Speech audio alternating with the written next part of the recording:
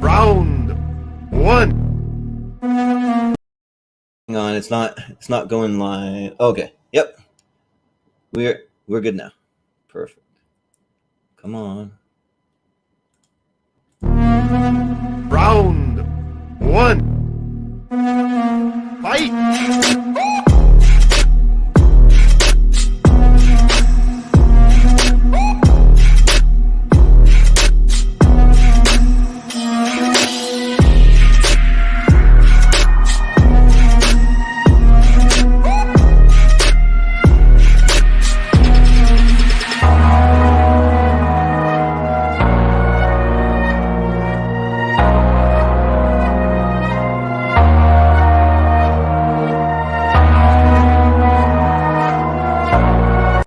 Piece of me? I don't want a piece of you.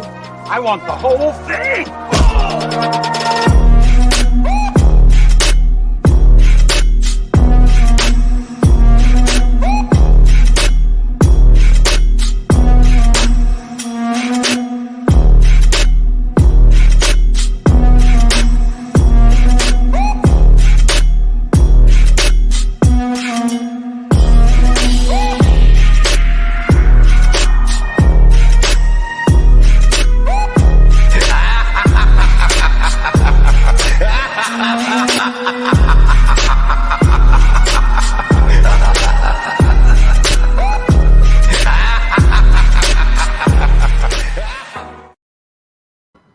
Hey guys, welcome to Tier Ranker Fights, episode number 31.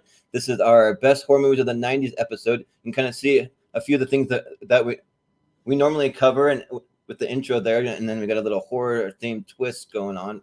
And I'm excited for this panel tonight. We got some pretty big horror powerhouses in the house tonight. So we'll just go ahead and jump into it. I'm going to start with my co-host, Austin Pez. Howell, how's it going? Hey, Jordan. Always a pleasure to be talking about horror. And tonight we're talking about a decade that often gets maligned for horror movies, but I think it's a really underrated decade for horror movies. And we're going to prove that tonight with our very, very stacked panel, as you said. I mean, we got some hard hitters here. Yeah. So we'll start out with a couple of our returning guests. We got Mark Edward Hoyk joining us. There's some horrors in this house. There's some horrors in this house. There's some horrors in this house. There's some horrors in this house. Yeah. We are ready for it, for sure. So, and then we got William the Beast Bibiani joining us. Hey, everybody. He was saying horrors. Yeah, right. Just so we're clear. But there are indeed many a terrifying monstrosity. And this particular house, mostly from the 1990s, entirely from the 1990s. Hey, everybody, I'm William Bibiani. I get Sell Cat Soup. How you doing? Right. Yeah. Awesome. And we also have coming back to join us, Adam the Coyote Collins. How's it going? Hey, guys. I cannot top Mark's singing voice. He treats us to many a great song in the sessions. But what I will say is I would not be against prostituting myself for the sake of some of the movies on this list because I love them that much. Right. The correct term is sex work, but okay. Yep. Grab boys. And last but certainly not least, we have a first time guest, the current reigning Schmoedown singles champion. We have Ethan Big Time Irwin. How's it going? Hey. Hoyk stole my intro, but so whatever. I'll just, hi, everyone. Great minds think alike. Yeah, exactly. Ethan, it's a pleasure to be with you, buddy. And let me tell you something. We know that Mark is a big horror fan. We know that Adam is a big horror fan. I think everyone knows that I'm a big horror fan. In the Schmoedown, your name is not synonymous with horror. Are you a gigantic horror nerd? And if so, what are your specific strengths and weaknesses? Right. Well, let me lay that out in thorough detail for you, and please tell Marisol that. Okay. But no, I like, yes, I've always really liked horror. Growing up, it was the kind of the thing you would sneak away and watch. When your parents are asleep, we'll go over to your friend's house and watch that, and so definitely had the intro to more like slashery stuff. But then I got into, in the 90s as I was growing up, into a lot of these films, which I do feel kind of changed my perception of what horror could be. And yeah, I really like it. Obviously, not as much as you guys, since I think when we did the horror movie thing, you won it and you did great, and and you also did great, and I was out in one round. So, But do you have a quarter to spare for our fundraiser for the division? I'm sure I can figure something out. Okay. We need all the support we can get to get this Yes. horror division going. How much does this go for on the streets? Oh, get that out of here! Don't make us look at Why that. do I- I'm keeping mine in the other room. I don't want to brag. Yep. But we'll talk about my soaps. So we got a lot of Yes. Cellcat soaps that are available here. We got these wonderful Sandy yeah. Mermaid bars.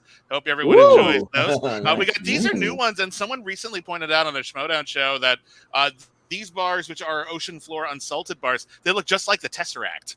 So we got some Tesseract That is soaps here true. for you Marvel fans. We got what do we got here? We got our citrine bar. These smell like delicious oranges, and you can find a link to all of these at Cellcat Soap on Twitter or Instagram. We got a lot of wonderful soaps on our Etsy store. New designs every single month, and we're working right now on our Halloween designs as we speak. We were just talking about them today, getting ready. We got Halloween some, designs. Ooh. Perfect. yeah. Very Stick around. Yeah. Stick around. Maybe you'll have some Nice. ready for our Halloween show when we have our big battle royale with all the top 10s from all the decades, and you can Fingers crossed. show them off throughout the Yeah. episode. Yeah. Yeah. fun. Yeah, that'd be awesome. Yeah, so I'll just kind of get into some rules of how everything works. We kind of have a little bit of some loose rules just to kind of keep some order to the chaos just a little bit. So I'll go ahead and bring that up on screen. So, and let me remove the little dude in the corner. Yeah. Let's have a good, clean fight. Please do not talk or shout over each other. Please do be respectful of each other's opinions. Each person will take turn to select a movie for ranking. The person who selected the movie will have actually 1 minute. We made it a little more concise. It says 2 there, but it's 1 minute to explain which tier they think it should go in and why. All other participants will then each have 1 minute to say why they agree or disagree and may suggest a new ranking. The host, which will be me, will decide on a ranking that averages out everyone's opinion and asks if the proposed ranking is acceptable. And at that point, we're gonna have a little bit of a small debate as to where the final ranking will be, like where it's gonna land on the chart and everything. So yeah, that's pretty much how it works. It's a pretty simple format. So I'll just go ahead and bring up our tier ranker chart here, and we'll jump into it. Give it 1 second. Pop up here. Yeah, so I started actually putting movies on this, and I realized it wasn't just for me, and I fixed it. Oh yeah, right. It's So your that's why fault. they might be All out of order now. Yeah. Hey, It's so out of the order, reference, 'cause I was I wondering don't if fried understand. green tomatoes was on this, Ethan. Right. If you're a tomato, right. it's a horror film. Yes, Yeah, Yeah. absolutely. Mhm. All right. Oh wait, Fried Green Tomatoes isn't a sequel to Attack of the Killer Tomatoes? No. It's a side. No. It's in Well, the same universe. it's like a Yeah. side It's like quest. Soul yeah. Blade Loosely, Runner. loosely. Yeah. All right. Mhm. But basically, you can see the tier ranker chart here. So we have S for superior, and then it just goes like the grades in school: A, B, C, D, and F. And then there's any that at least 3 of us on the panel have not seen, then it's going to go. And haven't seen. So we need at least 3. You need at least 3 votes to get People it to on be the able to chart, rank it. essentially, to give it a ranking. Oh. So Yeah. we need 3 out of the 6. So I like that's the just the way it weird is. stuff. Okay. I know. And also, if there's any movie that you might consider maybe actually not a horror movie, there'll be an argument to be made that it can go there as well. So, right. and then also too, we only allow 10 movies in the S tier because after tonight's show, we're going to put the top 10 along with our top 3 honorable mention into a poll over on the Schmodown Friends and Family group that I run, and we're going to let the community decide how we did, and they can send us in the comments, let us know if we got it right or horribly wrong, or scream at us, whatever they want to do. So That's what we do. we'll have that, and then so we'll just jump into it. So I put all the list of movies in the private chat, 'cause I know these little icons can be a little hard to kind of see sometimes. So if any of the panelists you want to reference that, it's over there. And then as the host, I always elect to go last, and so we always start at the bottom of the ladder. So of how it appears on screen. So Ethan, Our first time guest, Ethan Irwin, gets to go first. Yes. So I can pick any movie on this You can pick list. any movie on here, and you nominate Any it for movie. whatever tier you want to nominate for. You can either shoot for S right out the gate. You could pull something you hate and put it in the F tier. You can think something mediocre, put it in the C tier. Whatever you want to do. Yep, whatever you want to do. It's your choice to start out and pace us here, sir. So pick any movie you like. I'm gonna go. Yeah. I feel like it's probably. I want to say S tier, but in reality, you'll all agree it's probably A tier. It's a film called Event Horizon. It's a movie that I loved. It came If you out in see it on 1990. In the middle it's right second almost row. there. Middle second The row. green- with, the green one, Lawrence yeah. Fishburne, with Yeah. Fishburne and Sam Neill there. Okay. Hey, so if you're this movie, passionate you about haven't it, seen go for the F tier or go for the S tier and see if anybody agrees with you. That's kind of how it works. But here. I- you go for the ones you're passionate fine. about. You know what? You Go go all ahead. the way to the. We're going all the way to the top. Go to Yeah, S it tier. can All get right. voted down, it could not. It can get voted Okay. down, voted the same, whatever. We'll just go It for probably deserves to be voted in. But okay, so if you haven't seen it, it's a great sci-fi horror film. It is directed by Paul W.S. Anderson, back when he was just going by Paul Anderson, and it's just the production design is incredible. The ships, the visual effects are great. Lawrence Fishburne is awesome in it. Sam Neill's awesome in it. Jolie Richards awesome in it. Richard T. Jones is awesome in it. Jack knows everybody in the movie is awesome. And it is basically Hellraiser in space is how they sold it. But it has some of the most terrifying visuals, and there's a message that they received from this doomed ship that has haunted me forever. When I had to see the movie 3 times in the theater because it scared me so much. I went back. I was like, "Why?" And the movie's not even really good. Like, it doesn't even make sense. But it's emotionally true, and it's terrifying, and also it holds a special place in my heart because my wife and I met at the school dining hall. And we're talking about this movie for hours, and that is how we met. We're just talking about dissecting this movie. So it holds a special place in my heart. So if you knock it down, you're a horrible person. All right, fair enough. All We'll see right. which one of us is a Mr. horrible Collins, person. Do you agree? Do you disagree? What do you think about Event Horizon? Yeah, no pressure Yeah. whatsoever. So the thing about Event Horizon is I agree with Ethan's points that it's a very evocative movie, a lot of fun to watch, and it is peak Sam Neill. There's another movie on this list that also is peak Sam Neill, but Event Horizon is way up there. And as far as Paul Anderson is concerned, I think arguably this is his best film. It I might mean, be. I feel free to debate it, gentlemen, but I'd be willing to stand behind that one. So this one's firmly A tier for me. It's hard to argue against the backstory Ethan offered because that's endearing and it makes me want to rewatch this movie. But I can commit to A tier. S tier's pushing it for me, if I'm being completely honest, but only because I don't have a personal connection to the film that's on Ethan's level. But I do think it's a really, really fun mixture of the supernatural and sci-fi tropes. And I like the way the cast plays off each other. And there's so much intense imagery. But yeah, Sam Neill is what pushes it into the A tier for me because he's thoroughly entertaining in this. All right. Oh yeah, for sure. All right, babes. Yeah. All right. I don't want to invalidate Ethan's memories or his personal experiences or anything, but I think Event Horizon stinks.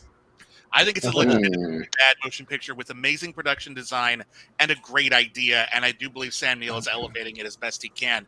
My problem with Event Horizon is that it has this storyline that is centered entirely around evoking the inner fears and anxieties of all of the various characters in the film, and none of the characters are well characterized. All of them only have like one bullet point that Paul Anderson can exploit, and he exploits it as hard as he can, but he exploits it in an action movie way and not in a genuinely terrifying way. There's a couple of creepy moments, but as far as Hellraiser in Space goes, we had already had Hellraiser in Space 1 year before Event Horizon came out, and I think Hellraiser Bloodlines is the better movie. So for me, I'm sorry, this is a D tier film. Directed by the great Alan Right. Smithy. Yep. Yeah, right. And you know what? Alan's best work. Right. So, Bibbs, real quick, what would you grade it if you had to grade it as well? I'm going to give it. You know what? I'm going to be kind. I'm going to give it a C because I understand why other people like it. Okay. But I personally, Okay. I've seen this movie over and over and over again because everyone keeps telling me I'm missing something. I'm not. I get it. I think that it's a good idea done in a very bloated Hollywood blockbustery kind of way, and it undermines all the scariness. Right. Well, Mark, what do you think of Event Horizon? I'm going to put it in the B tier because, much like William, I admire its appetite, its audacity. But I also feel like it doesn't fully live up to the promises that it puts out there, and I feel like it would have gone all the way up to a B+ if, as the great indie band 357 Lover pointed out, it had a kick-ass theme song, which they created long after the movie was already done.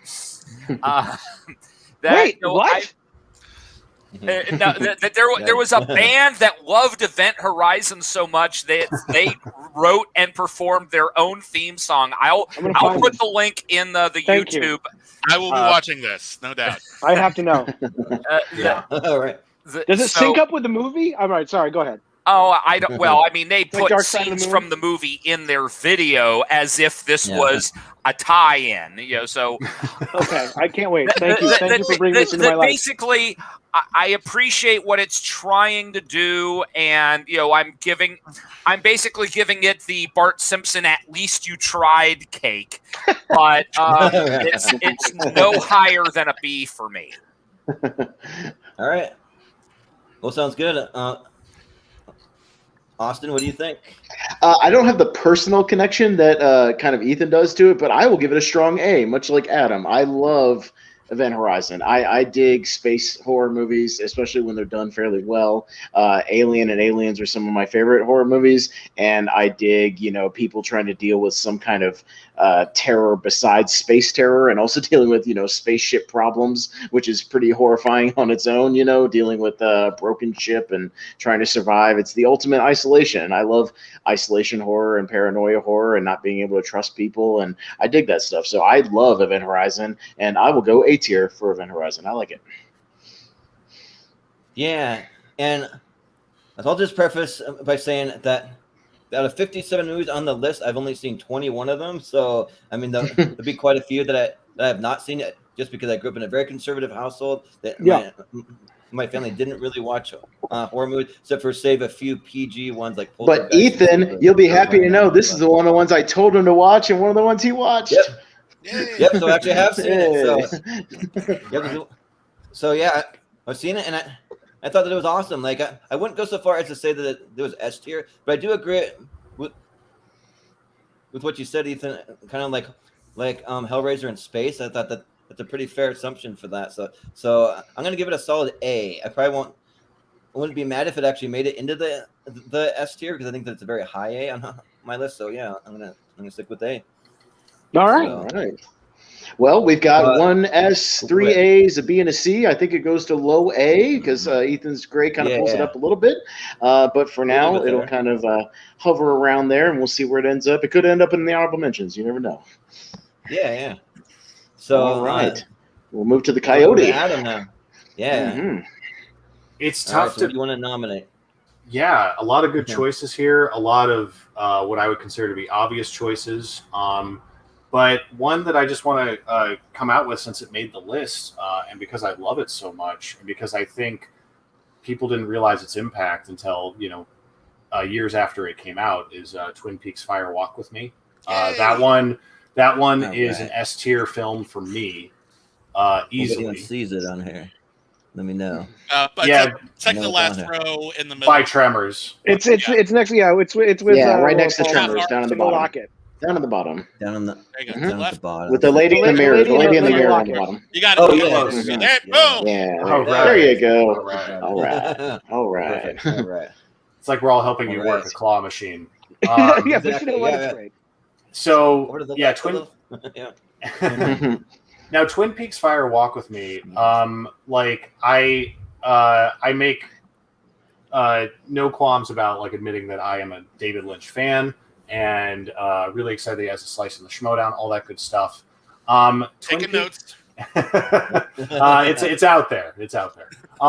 but yeah, Twin Peaks Fire Walk with Me. I realize something that's taught me a lesson over the years is, when I meet fellow film fans, they quickly find out I'm into Lynch, and then they're like, "Oh, should I watch Twin Peaks Fire Walk with Me or watch the entire series?" And it's hard to answer that question because I waited until I watched the entire series and I got a lot of the deeper references, but I've spoken to so many people who just jump in uninitiated to Twin Peaks Fire Walk with Me and they love it.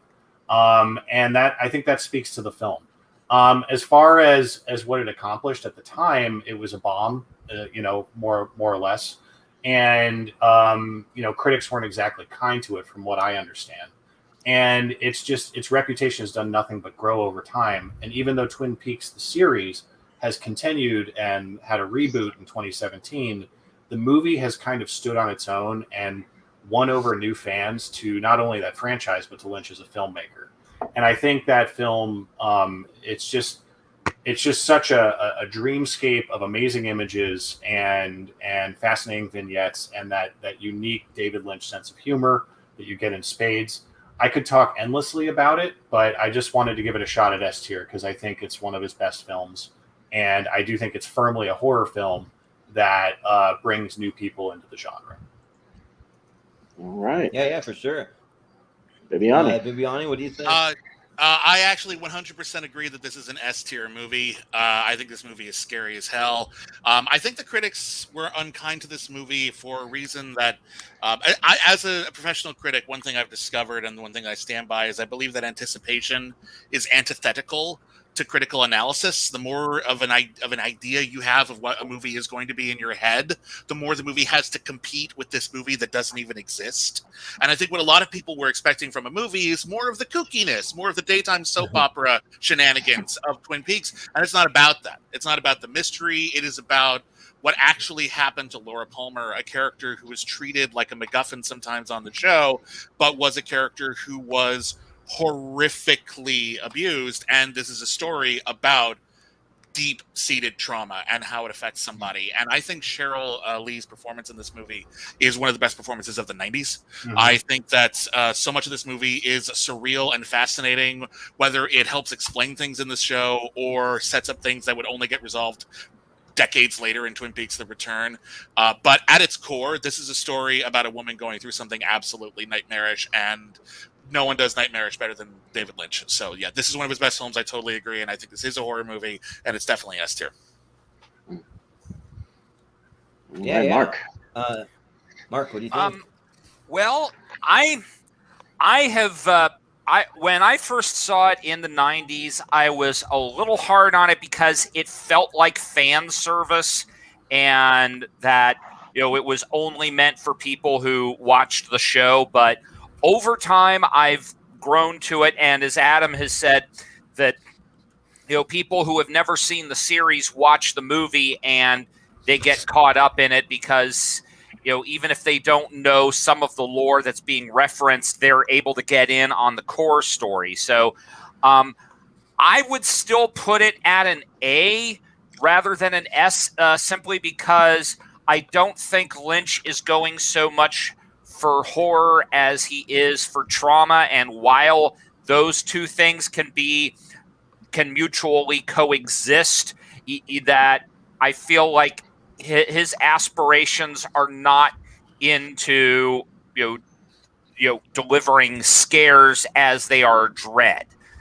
But if it makes it to the S tier, I'll be very happy for everybody. Yeah, absolutely. Austin, what do you think? I have unfortunately not seen a single scene of anything Twin Peaks. I think it's just a generational thing. I was born kind of after the show was already off in the horizon, and I've heard a lot of good things about this movie, but I debated on whether or not to watch it because it is on HBO, but when Bibbs added to the list, but I feel like I want to dive in to everything Twin Peaks before I tackle it instead of the other way around. So I didn't get around to watching it. So I have to abstain from this one, unfortunately.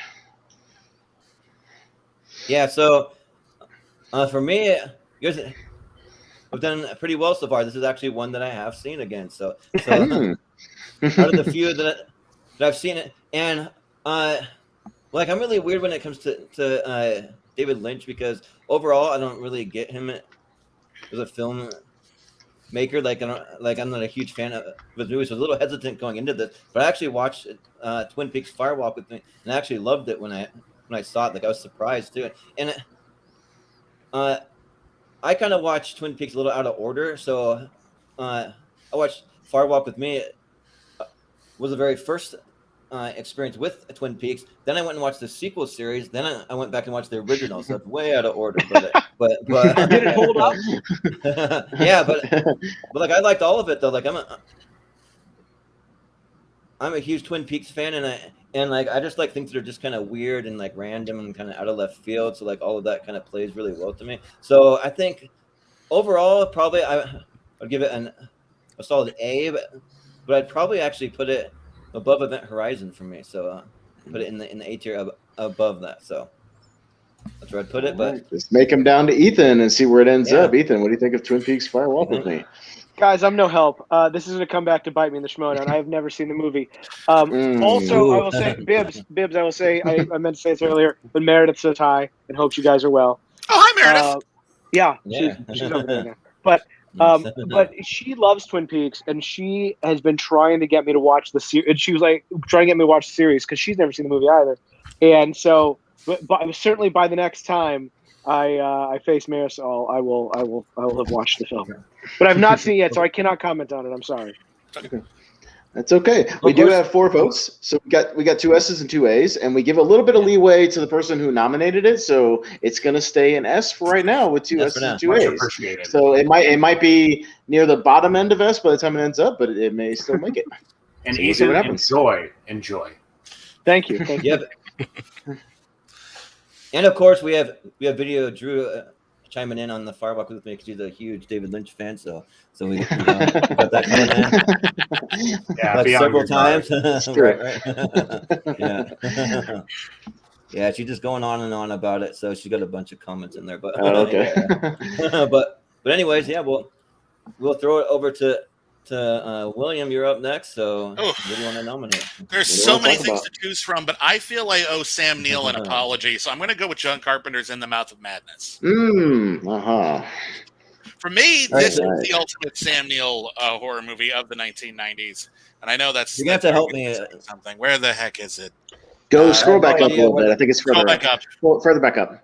Back up. Oh, There you It's go. on the It right, looks like it's right next to Interview with a Vampire. It looks like a Yeah. V. Let's see. It's Yeah. right next to Okay. In the red V in the third It's row. right next Third to row. idle Oh, hand. there you go. There Yeah, you yeah, are. All right. Woo! No idea what a lot of these It's a game in itself, gentlemen. Is the tier ranker game, finding the Exactly. icon. I'm thinking this is S tier. I'm thinking this is S tier. And John Carpenter didn't have the best 1990s. I don't think it was a complete wash like some people do. But I think that of all of his movies in the 1990s, In the Mouth of Madness is the one that belongs amongst his best work. Stars Sam Neill as an insurance investigator who's investigating the disappearance of the world's most famous horror author, whose work is so scary it's driving people insane. And sure enough, he tracks the guy down to a town that's supposed to only exist in his novels. One of the things I love about In the Mouth of Madness is that it's a movie that's about a descent into madness, as you can imagine from the title, that actually makes you feel like you're going mad while you're watching it. There's so many really just wonderfully surreal, terrifying images and ideas. Just the color blue becomes terrifying for a scene. I don't even know how the hell he did that. Again, no one goes insane quite like Sam Neill. Kudos to Sam Neill. Doesn't get enough credit for it. This is a great movie, not only because it's a great horror movie in and of itself, but it's also a really great meta horror movie. And I imagine there's at least a few more that we're going to mention on this list because the 90s were starting to really look at horror really self-reflexively. And I think In the Mouth of Madness is one of the ones that was really looking at what horror does to you. And I don't think that's something that was necessarily on Wes Craven's mind when he started going meta. I think John Carpenter was after something a little bit more intensely psychological. So anyway, I'll yield the floor, but for me, this is one of the scariest movies of the 90s, one of the best horror movies of the 90s, and I really love it. Yeah. Mark, what do you think? In the Mouth of Well, Madness. I mean, when we have an embarrassment of riches as we do with this list that we're working from, I have this ranked at an A simply because I remember enjoying this, but it hasn't stuck with me as vividly as some of the movies that I put on my S tier have. But, again, if this makes its way to the S tier, the more the merrier, because Carpenter is just Godhead. Yep, absolutely. I would agree with that one for sure. Austin? Yeah, when we were prepping for this show, I bought a bunch of Scream Factory Blu-rays and a lot of stuff, and I hadn't seen In the Mouth of Madness in a while. It'd been a couple of years, and I rewatched it for this show.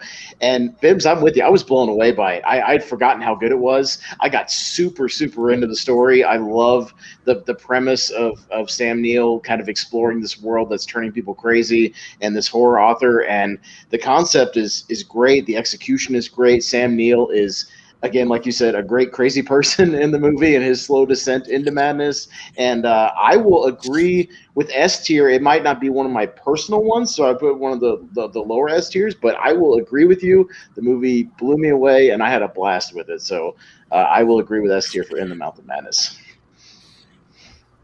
Yeah, for sure.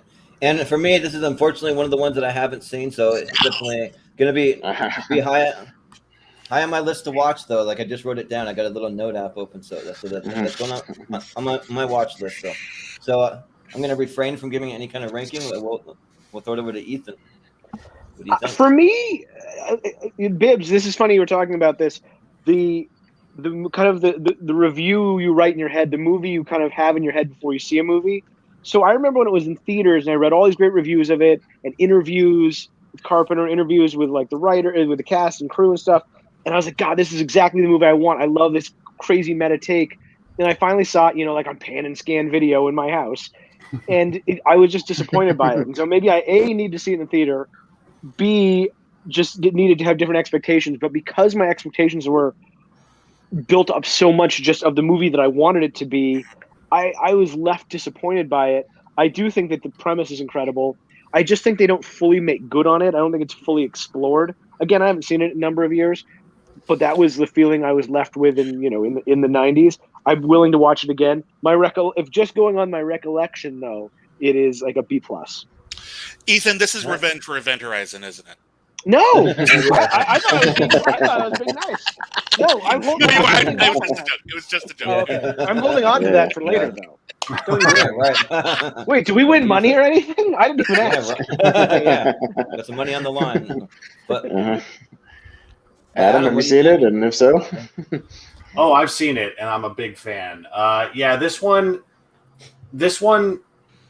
just makes it into S tier for me. If I had a top 10, I was on the fence about number 11. I'd have to think about it, but it is top tier regardless, because I think it's arguably John Carpenter's best film of the 90s, without much contention there. And what I love about it is it's a way to interact with, and comment on Stephen King fandom as well. I mean, all horror novelists, but, it's hard to ignore the parallels to Stephen King in this story. And I feel like it functions both as, a love letter to him and, a bit of dark satire as well. And Sam Neill's performance is fantastic. That kind of jettisons it up into upper tier for me. And I also love, being a current resident of New Hampshire, that it's one of the rare movies set in New Hampshire, at least most of it. So they didn't want to go full Stephen King and say Maine, so they're like New Hampshire. We'll do that instead. But yeah, I would say S tier. We'll see how stacked the final list becomes, but yeah, I love this movie. All right. Well, where are the votes at, Austin? We got 3 S's, an A, and a B, and usually 3 S's pretty much guarantees it an S tier slot, unless we had something like an F on there to really drag it down. So, but we did not this time, so it stays in S tier. Good job, Bibiana. You got one. Sounds good. All right. So wait, so does he get money? I'm still confused. I feel like the person with the most S tier movies that end up in there gets a Cheesecake Factory gift card. Yeah. Ethan, you might get soap. Yep. That's fine. Yes. Yeah. There you go. And a boot to the head. Ethan, you'll get soap anyway. Gives you some soap. Oh, yeah. okay. Yeah, That's seriously. why I did it. Message me But- after. I will. Yeah. All right, we go to Mr. Hoyk for the next nomination. What would you like to talk Yeah, about, next. sir? Oh well, Yeah. I have to go full on S tier for a movie that was on my best of decade list for the 90s and still stayed high in my estimation, and that's the Blair Witch Project. And Oh, yeah. I feel like Yeah. Let's there find has it. been a lot of talk about the way it was made or what it was about, what it launched in terms of found footage, even though Cannibal Holocaust had done it first. But look, at the time, Cannibal Holocaust was not a readily available film, so there's no way that they possibly could have hacked it, because who would have seen it? I feel like the Blair Witch Project zeroes in on what is most horrifying to any person, in that it's not even a matter of the supernatural. It's being in an unfamiliar place with people you cannot trust, and just watching the breakdown of everything within the microcosm of three people who were supposed to be of like mind. It's like this wonderful blend of method acting with John Cassavetes storytelling and the extra cinema verite angle thrown in, and it's got granted, when I first saw it, I made the mistake of having a large meal beforehand and didn't know how much shake cam there was going to be involved. But I just feel like it had an amazing impact. People who kind of dismiss it and say, "Oh, it's just a bunch of annoying people in the forest." Well, if you were among annoying people in the forest, you'd be scared too, because they're your only way out, and they're not helping you. So, Exactly. Well, Austin, what do you think for Blair Witch? This is one of the ones that in my cram session on my day off today, I binged 6 different movies today. And this is unfortunately one I got to rewatch. And I was so glad I did, because I hadn't seen it in a number of years. And had it not been for this rewatch, I probably wouldn't have put it in S tier. But Mark, it absolutely goes into S tier for me today, because I had a blast with it.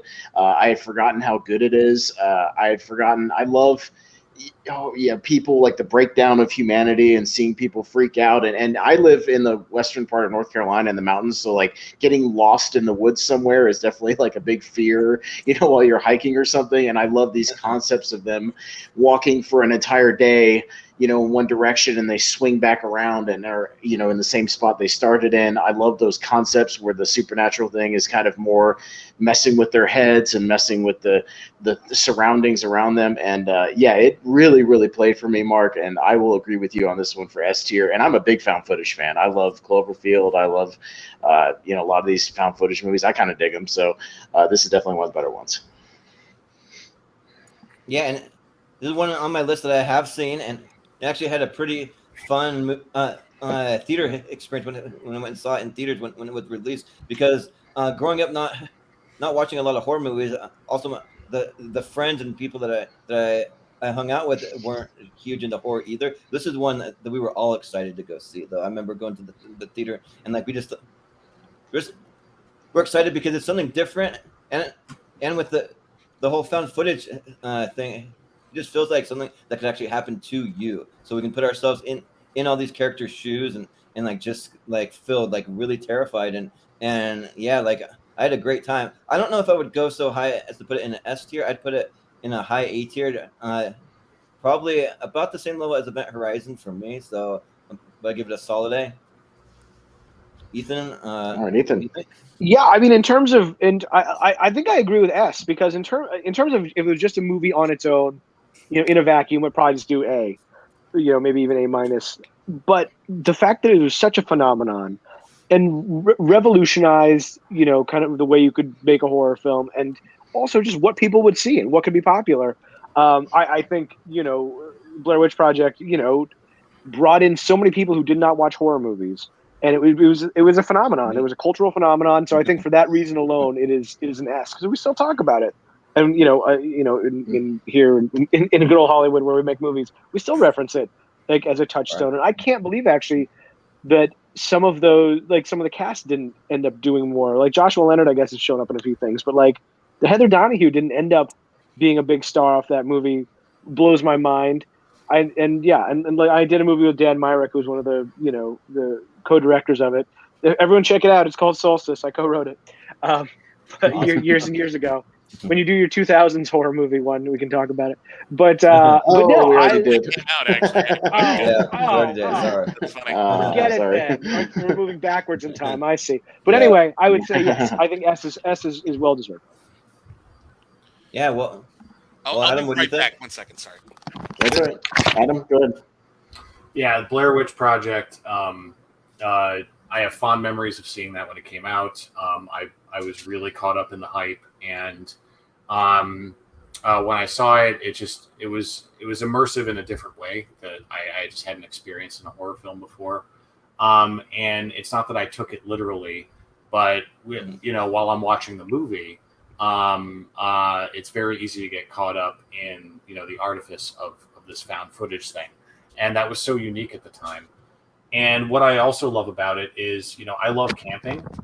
And, one thing I love about the original Friday the 13th series is just the way it makes you, look over your shoulder when you're camping. Like that's the fun of it. And Blair Witch Project kind of took that to another level. And having been on, a good number of camping trips in my life, you end up with random, people who tag along sometimes who may not be as experienced with camping, and tensions can run high sometimes with people aren't quite prepared for the elements or whatever else may be happening. And I think Blair Witch taps into that in a very interesting way. I also love the way it just reinvested audiences in the idea of American mythology and what that could mean to people, and how just the things we conjure in our imaginations that we didn't see on screen. The sequels are very much a mixed bag, but I appreciate both Blair Witch 2 and Adam Wingard's movie because they attempt to build on the mythology, and neither one of them bore me at all. I think I like Adam Wingard's movie more than the Blair Witch 2, but even Blair Witch 2, angsty and misguided as it may be, it takes us back to the woods, and it's an interesting redux of the original movie. But yeah, S tier is what I'm getting at. I really like this movie. All right. Right, Viviani. I 100% agree. Everything everyone said. S tier. I also agree. Adam Wingard's film is a little underrated. Not so much The Book of Shadows, but fair enough. But it's fun. It's fun. Fair enough. It's not, you're right. You're right when you say it's not boring. You can't take that away from it. But for me, I will say this: the thing that I think makes the Blair Witch Project stand out, the historical significance cannot be denied. The way it changed the way horror movies would be made and marketed. I think the whole Blumhouse phenomenon would not exist if Blair Witch hadn't set the stage for that kind of movie to have a giant audience. But beyond that, when you look at the wave of found footage movies that finally emerged in the wake of Paranormal Activity, you see that there is a totally different attitude about found footage because everyone had cameras in their pockets all the time now, and filming each other was a very natural, casual, playful occurrence. In Blair Witch Project, it's not. It's completely unironic. It's not self-aware. It's actually just sad and miserable. And this movie isn't just a horror movie, it's also a tragedy. And I think that's one of the things that keeps it really impactful after all of these 20 years. So, this is S tier. I think it's a horror classic. Mm-hmm. All right. Yeah, absolutely. Well, Jordan, it's got 5 S votes, so it's riding up near the top right now. Yep. So, we're going to move it up in the S. So, probably even the very probably top up near the top right now until somebody takes it over. Yeah. So, okay. I believe you're up, Austin. So, all right, I got to rock a movie for S tier that, no joke, between cable, DVD, Blu-ray, and now 4K Arrow, I've seen over 300 times. I love to pieces, and that is Tremors. It's my tag name, Graboids. I love. It's down near the bottom. Okay. Scroll down. Oh yeah. Bottom left, yep. I think Tremors is easily the best monster movie of the 90s. It's such a throwback to the 50s monster movies, just classic, good old-fashioned premise. These people stuck in a town. It takes creative, a really creative approach with the sort of floor is lava, staying off the ground, and it keeps it interesting with a few of them. I think it has fantastic character development and really witty writing with Val and Earl, and obviously Burt Gummer's character, who's become a cult hero, obviously for a whole franchise. And I think the scene with Burt and Reba in the basement is one of the best orchestrated and planned out scenes with the reveal of the guns. I think it's one of the greatest scenes in cinema history. I'll just say it flat out. I think it's great. And I love Tremors, so I will fight hard for S tier for Tremors. Yeah, so I have seen Tremors, and I think that it's a lot of fun. I think that it's a super cool take on a monster movie. Like, it's an idea that I hadn't really seen too much of before, and I think it just having Kevin Bacon in there, Fred Ward in there, like those two were awesome to watch on screen. And yeah, I would say that it's the fun horror movie. It's almost kind of like a fun adventure movie of sorts. So I would probably give it an S tier, but I'd put it pretty low. That would be my 10th or 11th pick right at the bottom there. But I'm going to go ahead and say S tier for Tremors. But Ethan, I mean, for me, it's the top movie on this entire list. It's like one of my favorite movies. Really? Oh my gosh, I love you, Ethan. I love you. This is great. I love it. Thank you. It is. I saw it in the theater as a kid and have seen it so many times. I've gone through multiple VHSs and DVDs, and then when they made HD DVDs briefly, and then Blu-rays. I love it. I think it's a perfect mix of the horror and comedy, and it's inventive, and the characters are fun, and you can they actually. There's another movie. The next one I do will have a connection to this, but what I like is it's like a blue collar horror movie. I like that it is just about, it's not all like the scientists figuring it out, and it's also not all and it's not like in the suburbs. I like that it is like these people in the middle of the desert, and they have to use their ingenuity to come up with a solution to this insane problem, and they come up with a lot of cool ideas, and it's smart and funny, and everybody in the cast, everybody's great. I've seen every single sequel to it. The second movie is really solid. But yeah, no, I think Tremors is just a incredible film. Thank you, Ethan. You're my new favorite person. Yeah. Yeah. Adam, what do you think for Tremors? Yeah, Tremors was an early hit in my life as well. Just one of those movies I remember. I didn't have the pleasure of seeing it in theaters, but I grew up watching it on VHS. When my friends would come over and stuff like that. And the thing I love about Tremors is, like Ethan said, it's a blue collar horror movie, and it kind of solidified. Near Dark kind of kicked it off, but what I feel like is the unofficial southwestern subgenre of horror, all the desert centric horror movies that just kind of have their own flavor. And I really think Tremors solidified that and balanced the comedy so well, because the comedy never undermines the tension in that movie. I felt every time I watch the movie, I feel all the weight of what they're dealing with, even though the situation might be slightly ridiculous. And I just love that sandworms have carved out their own little corner of pop culture, because Dune and then Beetlejuice and then Tremors really drove it home and just made it something really special when the Graboids finally came to town. Plus, it just launched a franchise that's genuinely fun. It's as far from cynical as you can be. And I think this movie holds up beautifully. So yeah, S tier for me as well. Cool. All right. William, what do you think Yanni. for Tremors? Tremors is the perfect movie. Tremors might not be aiming for all-time most ambitious thematically, whatever, but it does every single thing it sets out to do. It creates a new monster. It does everything fun it can do with that new monster. Every single character is wonderful and interesting and well written, no matter how big their role is. It's a great example that a horror movie can be like have scares, but doesn't need to be like scary. It doesn't need to like terrify you and make you like not want to go to sleep at night. Like I think that's some people think horror has to be, nightmarishly awful in order to even qualify. That's not the case. You can just have a really fun monster movie, and I think this is one of the best monster movies ever made. And I will second what everyone has been saying. If you listen to my podcast, you'll know I think the Tremors franchise is one of the most impeccably consistent horror movie franchises we've ever had.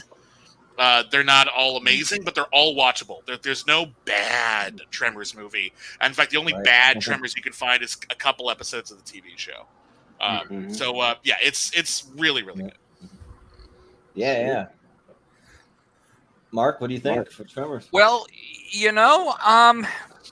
I was going to give this an A simply because I agree that Tremors is perfect and it sets out what it intends to do, and it's very impressive in how it creates an entirely new mythology that never existed. Yeah, the only reason I was going to give it an A is because I laughed more than I shuddered. But I can't argue with all of you. You've made a compelling case. I'm gonna up my grade to an S. Yes. All right. Yeah. With that, I'm just going to move it right to the top. A clean sweep for Tremors. Yeah. Go Tremors. All right. Yeah. Yes. Woo! Grab boots. Yep. That's right. All right. So I guess I'm up now. Let's see. Yeah, you're up, Jordan. Find something you've seen. Yeah, right. Yeah. Can I? That might take a minute. No, I want to talk about a movie that actually truly terrified me when I watched it. I actually watched it for the first time this week to prepare for this episode. But I want to talk about The Exorcist 3, though. Yes. So Yeah. that movie, like genuinely scared me, and like to the point where like people say that the original Exorcist is like one of the scariest movies ever made. I'd go so far to say that this movie scared me more than the original Exorcist. When I saw the original Exorcist, I was kind of like it was kind of scary, but didn't scare me that much. This one truly just like terrified me. This movie like has some amazing filmmaking, like as far as like the camera work and everything. There's some really cool shots, like especially like I would even say that it might have one of the best jump scares like in movie history, maybe. Mhm. Like, Yep. So, Yep. yeah, the whole scene where they just hold the camera for like a couple minutes straight on this hospital, and then you see the nurse walking around. You get a little kind of like a faux kind of jump scare, like in the beginning where the nurse goes into the patient's room, and then he just wakes up and be like, "What are you doing in here?" and like freaks her out. But then you just see that killer just later on just like coming at her in like the most terrifying way, where like they just hold it for so long that it really builds the attention super well. Then you have a security guard in the background kind of being like, okay, maybe we're going to be all right, maybe we're not going to have anything, and then all of a sudden like boom, it just comes out of nowhere, and that like really freaked me out, like to the point where I had to pause the movie for a second and be like, what did I just witness? Like that was like really terrifying. So yeah, I would give it an S tier all the way for The Exorcist 3. So I think it's a very well done, very well shot. And also too, I also kind of like the whole kind of murder mystery, and that kind of makes it a little different than the original Exorcist. So that's fun too. So, Ethan, I'm going to be horribly disappointing. I've only seen that opening scene you're talking about. I've not seen the rest of Exorcist 3. I would love to. Everybody says it's great. My wife says it's great. I've never seen it. I need to see it. I'm sorry. Yeah, It's okay. That's all right. Adam. Yeah, so The Exorcist 3, I'm very fond of it as well. I think it is just such an interesting, turn of events in that franchise. Like no one really expected a third film. And when William Peter Blatty directed it, he was sort of retrofitting his book to kind of accommodate the film franchise. But it really works because it doesn't try too hard to thread that needle to reconnect it with the old, the original film. George C. Scott is Lee Cobb's character, essentially, which really, makes sense. That's just such a good spiritual recasting, in my opinion. And those who've seen it more than once, one of my favorite scenes is the scene when he's coming out of the theater with with his buddy, the priest, and he's complaining about the fish in his bathtub back at home, and he just goes deep on how much he hates that fish, and it's an incredible scene. It really is, and I'll leave it at that. My heart says S tier in so many ways, but it's getting a little crowded already, and this is A tier easily. A tier all the way, no trouble with that. I just, because the list is already getting a little stacked, that's what's pushing it down for me. But it's no detriment to The Exorcist 3. I think it's great. I also love The Exorcist 3. I actually agree that I think nuts and bolts, it's scarier than The Exorcist. I think its tone is so odd and reserved that anytime something terrifying happens, it just feels like it's breaking your reality. It's super damn terrifying. But I think the original Exorcist is richer and more mature, and I think it's the kind of movie that you appreciate a lot more when you're an adult than when you do when you're a kid and everyone's telling you it's the scariest movie ever. So I think The Exorcist 3 operates as a great scare film, as a really wonderful film full of great characters and dialogue. But I'm actually going to agree with our good friend Collins. I'd say it's an A. It's a really, really rock solid A, top tier A. Like I would definitely put it number 1A. But I think there's a few things that keep it from being all time top 10 of the 90s. But it's really scary. Please see this movie. It's so good. Yes. Mark, what do you think? I'm going to use my time to point out that this date that we are doing this was the original release date of Exorcist 3, so really nice serendipity. Nice. I'm giving it a solid A for basically the reasons that Bibbs and Adam did. I would also like to point out that the producer of this movie, Carter DeHaven, is the cousin of a very nice lady, Holly Payne, who was the longtime companion of our dear departed Schmodown friend, John Schnepp. So, kudos. Awesome. Yeah. Well, Austin? Yeah, this one's a high A for me too. This is another one I kind of told Jordan to watch because I knew it was going to get a lot of love on this one. And this is a really solid movie. And another one of those weird horror movie things where the third movie in a franchise is one of the stronger ones. I'm a big fan of like Dream Warriors and stuff like that. So who knew that Exorcist 3 would be really, really good after Exorcist 2?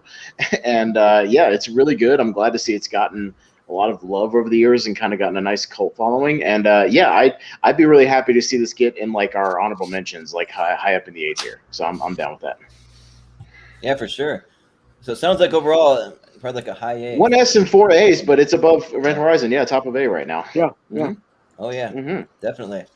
So we throw it back. Well, to Ethan, Jordan, so. Ethan says he has to go pretty soon. Should we give him 2 or 3 picks just before he leaves and let him at least nominate a couple of movies? Yeah, we can do that. Before he has to go, and then we can just start over with the tower. Yeah.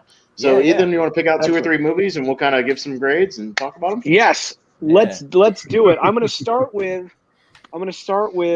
one that I think is criminally underrated, and it came out within a short time frame of Sixth Sense and was just completely lost. It was a movie called Stir of Echoes that David Koepp wrote and directed. If you're just there, it's next to it's right underneath the Scream pictures. It stars Kevin Bacon and Ileana Douglas and Catherine Irby, and it is again in the way that I guess one of the reasons I like Tremors. It's a horror movie, but with characters you generally don't see represented in movies like that. Like he plays, Bacon plays like an electrical lineman in Chicago. Again, a very kind of blue collar existence. They all go to watch football games on Friday night, and it's just the little like neighborhood in Chicago, and he gets hypnotized, and it just kind of opens something in his mind that allows him to start seeing the supernatural and experiencing the supernatural. And what he goes through, what I appreciated is how grounded it is. I think there's some really solid jump scares. At the end of the day, the mystery isn't like a super complex mystery. There aren't amazing twists in the movie, but I think it's a very solid, very well crafted, and kind of surprisingly emotional horror movie. I really dig it, and I think Ileana Douglas is so good in it, and it's one that just no one talks about. So I want to make sure it's up here. I would say I would say it's probably an A plus. I would put it in the A's because it doesn't, you know, again, there's no amazing twist. It's not like going to change the world, but I thought for what it set out to do, it really achieved it, and I think it's really scary and smart and grounded and interesting. Yeah, for sure. Adam, what do you think? Yeah, Stir of Echoes is one that you know, people have ended up going back to more than I think a lot of us originally expected when it came out, and it got overshadowed by The Sixth Sense in so many ways at the time. You know, because they had some similarities, but it's a different kind of story at the end of the day. It's a very adult story, and it's one that I definitely owe a rewatch because it's been probably at least 7 years or so since I've seen the movie. Great Kevin Bacon performance from what I recall, and just a lot of genuinely earned scares. And just shows you that David Koepp, when he's really tuned in, he can do some good stuff as a director. A tier for me. I'd love to rewatch it and see if it grows in my estimation, though, because I have nothing but positive memories of this one. Yeah, definitely. Bibbs. William? Yeah, I really like this movie a lot. I think you could do a whole alternate list that's just great movies that got overshadowed by stuff that came out like a couple of weeks ahead of time. Like if we had room, I would totally want to put Copycat on this list. It's an amazing serial killer film. Came out like a couple of weeks after Seven. But yeah, this is a rock solid horror movie. I love the blue collar aspect. I love that it's not about, how will they ever deal with their issues? It's like Kevin Bacon's wife is like, he cannot miss any more work. We have to pay the mortgage. Like they're in trouble. So I like that it's so thoughtful about the characters and their experiences. I like that it's really genuinely creepy. But I do believe that the fact that the actual storyline that pops up about a whole murder mystery is kind of formulaic and uninteresting. And for me, that makes it like top tier B plus. Like I like it a lot. I want people to see it, but it just keeps it from being like truly great for me. Yeah, definitely. Mark, what do you think?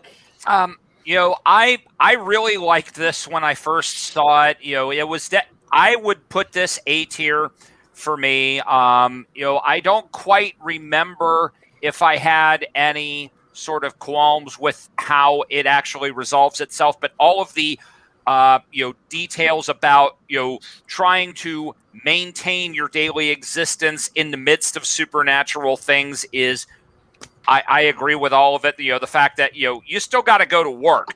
The only small beef I have with this movie is the fact that on the closing credits they used the ethereal version of Poe's Hello instead of the rock version, because I felt like that would have been so much more in keeping with the tone of the movie. But that's a minor quibble. So yeah, absolute solid A. Yeah, right. It's such a Mark critique. I love that. Yeah. That's why we have him on the show. We're very fortunate. He brings Exactly. it. Yeah, this one's like a solid B plus for me. I saw it for the first time, I want to say like 2 years ago or something. I just blind bought a used DVD of it, and it's almost like a twisted version of Office Space with him getting hypnotized and kind of left to his own devices afterwards. I mean, like, and then they both involve hypnotism at the beginning and consequences of that. So it's like, you want a horror movie of Office Space? There you go. 1999 too. That's weird. 1999, yeah, same year. So using the same device. But for me, I think the first 45 minutes to an hour were kind of better than the third act. I remember just not kind of sticking the landing too well. Like I was way more interested when he's being kind of paranoid in the first hour and seeing things and stuff. So to me, it's like a B plus, but I do think people should see it. It's way underlooked. Yeah, definitely. And so Stir of Echoes for me, it's definitely one that got overshadowed by The Sixth Sense. I saw The Sixth Sense 3 times in theaters, but I've not seen Stir of Echoes. So it's just one of those ones that got lost in the shuffle, definitely overshadowed. So I am going to refrain from giving it a ranking. So both all the other rankings are we at 3 A's and 2 B's, so kind of mid A, low A, yeah, kind of maybe around Event Horizon down there, yeah. We'll see what happens. There, yeah. That's sort of where my taste lies. Yep. Well, Ethan, you want to snag one more pick before you got to bail out? Yeah. We'll give you another one. Yeah. Yeah. Yeah, you What know else do you what? like? I'll do it just because I don't know if anybody else is going to do it. And it's a movie that, again, it's been a long time. I saw it first when I was a little kid. I don't know how little, but The People Under the Stairs. Yes. Yeah. Oh yeah. Wes Craven, Yeah. People Under the Stairs, which, like, if you were like, Wes Craven, Really you've got come off that all one. these hits in the 80s. What are you going to do next? What Really movie, what story do you want to tell? And the thing that attracted me to it when I was a kid is the lead as a kid, which this kid, Brandon Adams, who was in also, I think, in Moonwalker. But I put it And The as an A. Sandlot and The Mighty Ducks. And The Sandlot, Yeah, yeah, exactly. exactly. So, like, he was the He's the star, kid and you it's did. him and Ving Rhames, and they're breaking into the house of this, rich couple that lives in the neighborhood and kind of controls the neighborhood, and there are horrible things going on in there. The fact that movie even got made at all is because it's so bizarre and so twisted, and again, watching it as a kid with the kid protagonist, was really it affected me. It allowed me to really kind of be pulled into the movie in a way I don't know if I would have if I was older. And then to watch it, as I've seen it somewhat more recently, and see everything it talks about wealth inequality and about just the state of America and the state of the world in a way that but in an interesting kind of horror context. I really dig it. And if you like Twin Peaks, like, Everett McGill and Wendy Roby are like the evil, the evil couple. And if you like, and AJ Langer from My So-Called Life, I think is in it as well. It was, I remember like being like, what is this as like a 10-year-old? But I really dig it. So I think it deserves a spot on there. I think he did something very interesting that he didn't have to do. And where would you put it? Just to be clear. I'd say A. I think there's a lot of issues with the movie. I think A is probably right where it belongs. All right. Adam, what do you think? People Under the Stairs is an A for me. Again, we'll see how the S tier shakes out. I could, might be able to be convinced to reconsider because the movie, in a lot of ways, is very timeless. It went through, a bit of a resurgence in recent years, with the emergence of Jordan Peele. A lot of people went back and hit this movie up again. And it's really great to go back to this one, and especially when you place it in the context of Wes Craven's filmography at the time. He'd done some kind of wacky stuff up until that point, since Nightmare. And, I like things like, Surf with Rainbow and Shocker for what they are, but People Under the Stairs had a lot on its mind. Really great performances. The comedy works. It's not trying too hard to be funny. A lot of the comedy is situational and very uncomfortable. I think Brandon Adams is terrific, as a young actor in that movie. My Twin Peaks heart seeing Everett and Wendy as a couple, as a really messed up couple in this, even more messed up than they were in Twin Peaks. But People Under the Stairs is an A for me. I really like this movie. Yeah. William, what do you think? This is an S tier for me. I love this movie. I think this movie is scary as hell. I agree it's funny. I also think this is one of those movies that, like, we get this conversation in the horror community lately where it's just like, well, a really good horror movie would be subtle about its politics. No, shut up. Shut up. Horror does not have to be subtle about a damn thing. That's one of the best things about it. It's horror. All right. And so Wes Craven has something very sharp on his mind about the haves and the have-nots, about the 1% versus everybody else here, and how absolutely diabolical and despicable the rich are in this movie, and how they're in their own weird insular world and where they dehumanize everybody. And it's really potent. It's really effective. It's a wonderful satire. It's a wonderful horror movie. And Wes Craven had a great 90s. I'm sure we got at least one or two more movies we want to talk about before this list is over.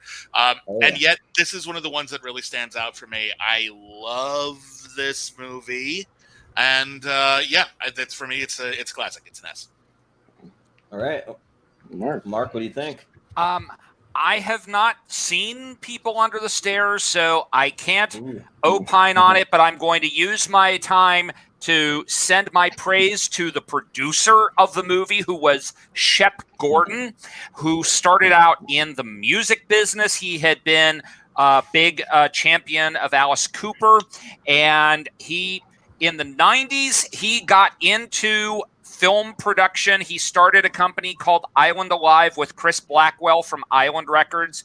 Then they split up into two separate companies, and he produced stuff by Alan Rudolph. But in the 90s, he was behind both Wes Craven's People Under the Stairs, Serpent in the Rainbow, as well as John Carpenter's They Live and Prince of Darkness. So we owe that man a debt. All right. That's great. Okay, I did not know that. yeah. Thank you. Yeah. Austin, what do you think for people? Strong A. Yeah, this is one I just saw a few years back, and I've gone to it 2 or 3 times, gone back to it because it's got this weird, I don't want to say dreamlike quality, but it's got kind of a dreamlike weird quality where it's almost like you're hallucinating, and it's I really, really like it. Really creepy atmosphere, good cinematography. Yeah, this is one that doesn't get talked about enough from Wes Craven. Kind of gets smashed in between the Nightmare stuff and the Scream stuff, early 90s. But yeah, I think a lot more people should see it, and it's really, really good. I would definitely go like an A+. Yeah. And for me, I would give it a high A also.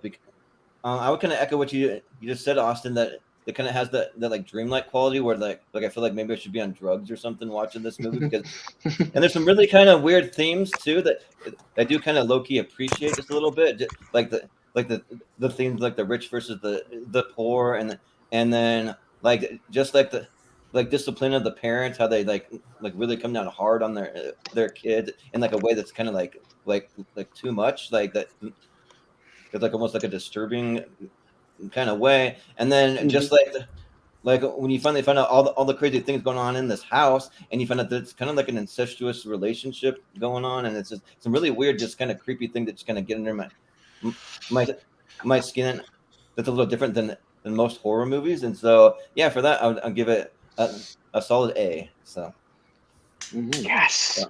Yeah, well, we've got a S and 4 A's, almost exactly the same as Exorcist 3, so it kind of goes right up there. It might make our honorable mentions, so it could definitely go in there. Yay! All right. Yeah. Yay. Well, thank you guys. Thanks everybody Thanks, for having Thank me. you, Ethan. This Yeah, was yeah. Have you, awesome. Ethan? Really good. Anything seeing you want to you. plug, and where can we find you? Yeah, hit your plugs. Oh God, I'm just terrible at this. At Mr. E, I should have put it in the thing. It's at Mr. Ethan Irwin.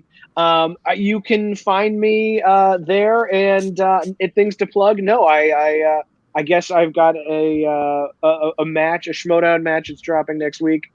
Teams match, Lightning Time versus Final Exam. Check it out. Cool. Ethan, Cool. I'm going to Look forward to message that you one. on Twitter and get you some soap, buddy. But look for That your would be message. awesome. Right. I need it. Okay. Yeah. All right. Thank you guys. Sounds Really good to see good. everybody. Thank you, Ethan. Yeah.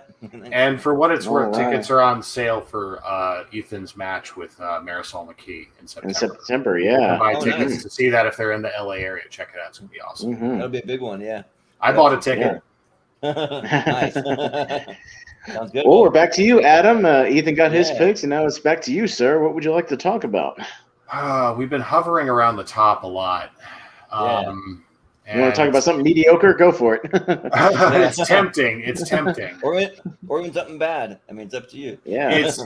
Like you have things you're convinced are going to be talked about, and other things you're not sure are going to be discussed.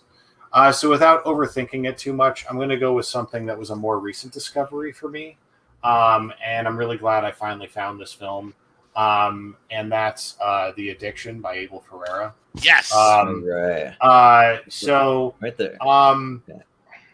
yeah, it's like I need to sit with this longer because I don't like saying I instantly love something shortly after I've seen it. But I can't say much I don't like about it. The thing that fascinated with me about Abel Ferrara is always just such a earnest and raw filmmaker and very, very blunt, but knows his environment, knows his city, knows his characters. And the thing I love about The Addiction is how it is very 90s. The way it's dealing with the drug epidemic of the time and weaving it into the metaphor of vampirism is very obvious, but it works. It makes sense. It's not lectury. And I am a sucker for sumptuous black and white photography. It is just such a starkly photographed film. Lily Taylor's terrific in it. Like when I'm watching this film, like it was hard not to think of like something that was opposite in tone but similar in plot, and that's Vampire's Kiss. And I was like I was watching this and I couldn't help but think of that film. I like this a lot more. No offense to Vampire's Kiss, but I want to say S tier, but I need to sit on it longer. A, easily. Maybe some other folks could help push it up there who've seen it and lived with it longer than I have. But I'm deeply impressed with it. It's made me think about a lot of stuff, and I think it's beautifully filmed. Yeah, absolutely. William, what do you think? I love The Addiction. I think The Addiction has been frustratingly difficult to find for a long time, so I know a lot of people haven't been talking about it enough. This is like overdue for like a Criterion release. It's that good. It's also part of one of my favorite subgenres, which is 1990s women vampires in New York. Which if you get like a great triple feature, which with The Addiction, Nadia, which is really underrated, and Innocent Blood, you're going to get a great night. But this is a great film. It's about, it equates of vampirism to drug addiction. It equates vampirism to also the AIDS epidemic was still, in all the headlines. And it's still, horrible and a problem. But it's at the time it was incredibly topical.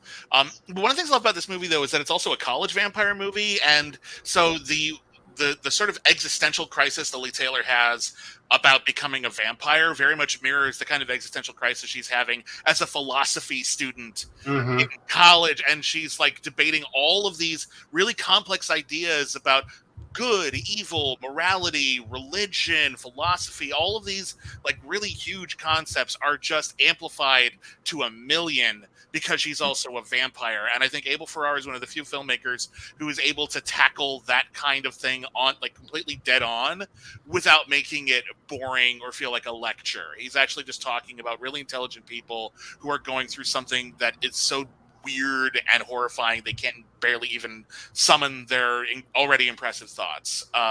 It's a great movie. I wish more people had seen it, and I love it. And I'm also going to give it a high A. The top 10's going to get a little dense, but it's a really, really great, really great movie. And for what it's worth, it's currently streaming on Arrow, which is good. A tough streaming service to locate. Well, not really. Just look up Arrow. It's on not talked YouTube. about. Oh, But somebody's got it on YouTube from 7 years ago, so it's still there. So nobody's. But I gotta say, the transfer on Arrow's streaming website looks really good.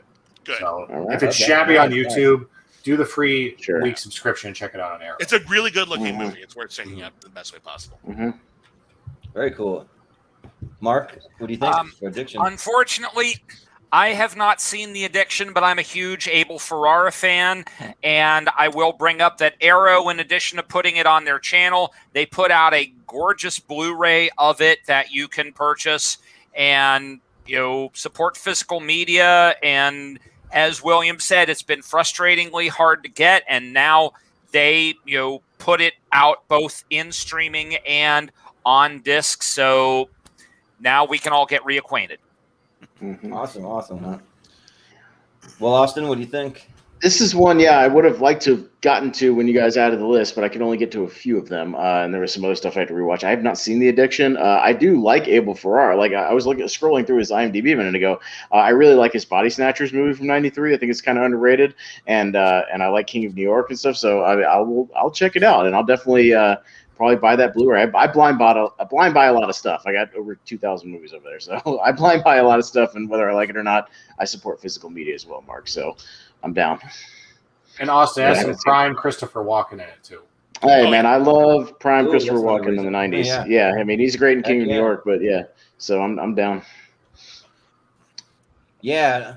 So unfortunately, I have not seen this movie either. So, but the cover alone has me pretty intrigued though. Like that looks like a very like. It's a lot of vampire movies in the '90s. Surprisingly, we got a lot of vampire movies on this list. We definitely had. So I have to refrain as well. Unfortunately, Adam, we only have 2 votes, so it cannot even make the chart. Unfortunately, with only 2 votes, well, it has to go into the heaviest team. We're you can still talking about it. Give us some love. We're raising Absolutely, awareness. Absolutely. Yeah, We certainly can do that, but we need at least 3 votes to make it up on the chart. So unfortunately, it can't make it. But well, I appreciate you bringing it up. I'm going to check it out. Yeah, absolutely. But we're now to With William. Yanni. So Okay, Mhm. I'm really struggling because there's like 8 movies I really want to make sure we talk about. I don't yeah, think we have time. right. So I'm gonna jump to the movie that I think is the scariest movie of the '90s. It's a movie that scares the crap out of me. I also think it's just incredibly skillfully made. It's called Funny Games. Okay. Funny Games, directed by Michael Haneke, is a film about a family on vacation Ooh. at their lake house, and 2 very posh-looking dudes show up at their front door, and they're wearing all white polo shirts, and they just say, "Hey, can we borrow some eggs?" And they're like, "Yeah, okay, sure." And everyone's very polite, and they invite them in the house, and then they won't leave, and then they really won't leave. And when they finally say, "You need to leave our house," that's when things get really bad. Funny Games is, on one hand, just a terrifying home invasion movie, but Michael Haneke is after something a little bit more heady than that, because ultimately he's not mad at his killers. He is mad at the audience for coming to see Funny Games. The killers are killing these people not because they have some motive, not because they have some deep-seated desire. They're killing them because they know they have an audience. And there's a couple of scenes where they break the 4th wall, and they implicate you, the audience. These people would not be suffering or dying if you weren't here in the theater right now. It's something incredibly potent and incredibly daring to make a truly great horror movie while also criticizing the actual existence of horror. And as a horror fan, that's something that normally I wouldn't necessarily be down for because I believe in the horror genre. But when Michael Haneke expresses those critiques, I think he makes a really, really interesting argument, and I think it's a movie that is challenging to horror fans in addition to just being terrifying for everybody. So for me, Funny Games is the best horror movie of the decade. Yeah. Well, Mark, what do you think for Funny Games? Funny Games is a movie I respect more than I like. I agree with everything Bibbs has said and the big ideas it's going after, but I feel like a large amount of it is so old man shakes fist at cloud in terms of its approach. I think if Haneke knew we were talking about it within the context of horror movies, he would be scowling at us. So number one, I would put it in the not a horror movie category because in a sense it is an anti-horror movie because it's a horror movie that hates horror movies and hates everybody who likes horror movies. Okay. I think that's pretty scary. Yeah, fair enough. Austin, what do you think? And I'm in that crowd, Bibiana. Unfortunately, I hate Funny Games. I hate everything about it. I saw the remake first several years back, but I went back and watched the original when we had it on the list and watched it on HBO. And I may have hated it even more the second time or watching this original. I despise the fact that he hates the horror audience. It's like, these are the people who are going to see your movie, dude. Sorry you hate them, but these are the people who are going to make you money. And I hate the remote control bit. It's absolutely one of the worst bits I've ever seen, and it completely turns me off of the movie. I turn on the movie every time I see it. I don't like Funny Games. Like, I don't like almost anything about Funny Games. So I'm sorry. I'd have to put it in like a D tier. I don't like it at all, and that's the polarizing nature of the movie. But I hate it. That's fair. I hate Funny Games. I think it's one of those movies that you can at least know that you're either going to love it or you're going to hate it, and I fall in the category of hating it. Well, for me, surprise, I have not seen it, and I but I do remember when all the trailers came out for Funny Games, and like the trailers alone really scared me. So, and being at a time where I wasn't huge into horror movies, I just like nope, like the trailer alone really freaks me out. I don't know if I'm going to see this movie, but I think that I definitely will give it a shot for sure. I mean, I'm willing to give any movie a shot, honestly. But yeah, I've not seen it, so I'll have to refrain. So, Adam, what do you think? I think, given the discussion you've heard already, is a testament to what the film achieves in a lot of ways. I really like both versions of Funny Games personally. I saw the American remake first, like a lot of people, and then sought out the original. And I do, even though they're essentially shot for shot, they are different experiences. The American remake for me is a lot more sterile, a lot more smoothed out around the edges, and I think that's deliberate. But I like around the original is a bit more immersive until it has that big turn. And while I think Haneke is definitely not letting the audience off the hook, I really think it's a discussion, with the audience, and that's why I enjoy it as much as I do. Not ready to commit to S tier, but this is an A for me, and I think both versions of the film are worth seeing. Yep. Well, where are we at, Austin? Because I know. Well, Mark, if you had to give it a vote, S. or if you had to give it a ranking, what would you have given it as a movie? If I had to give it a ranking, I would give it an A. Okay. All right. Okay. Well, an S, a D, and 2 A's. I think it, even with my drag it down, it's still kind of maybe bottom of A or something like that, or top of B. Something around there. Yeah, something around there. At the bottom of A. I mean, that's fair enough. Yeah.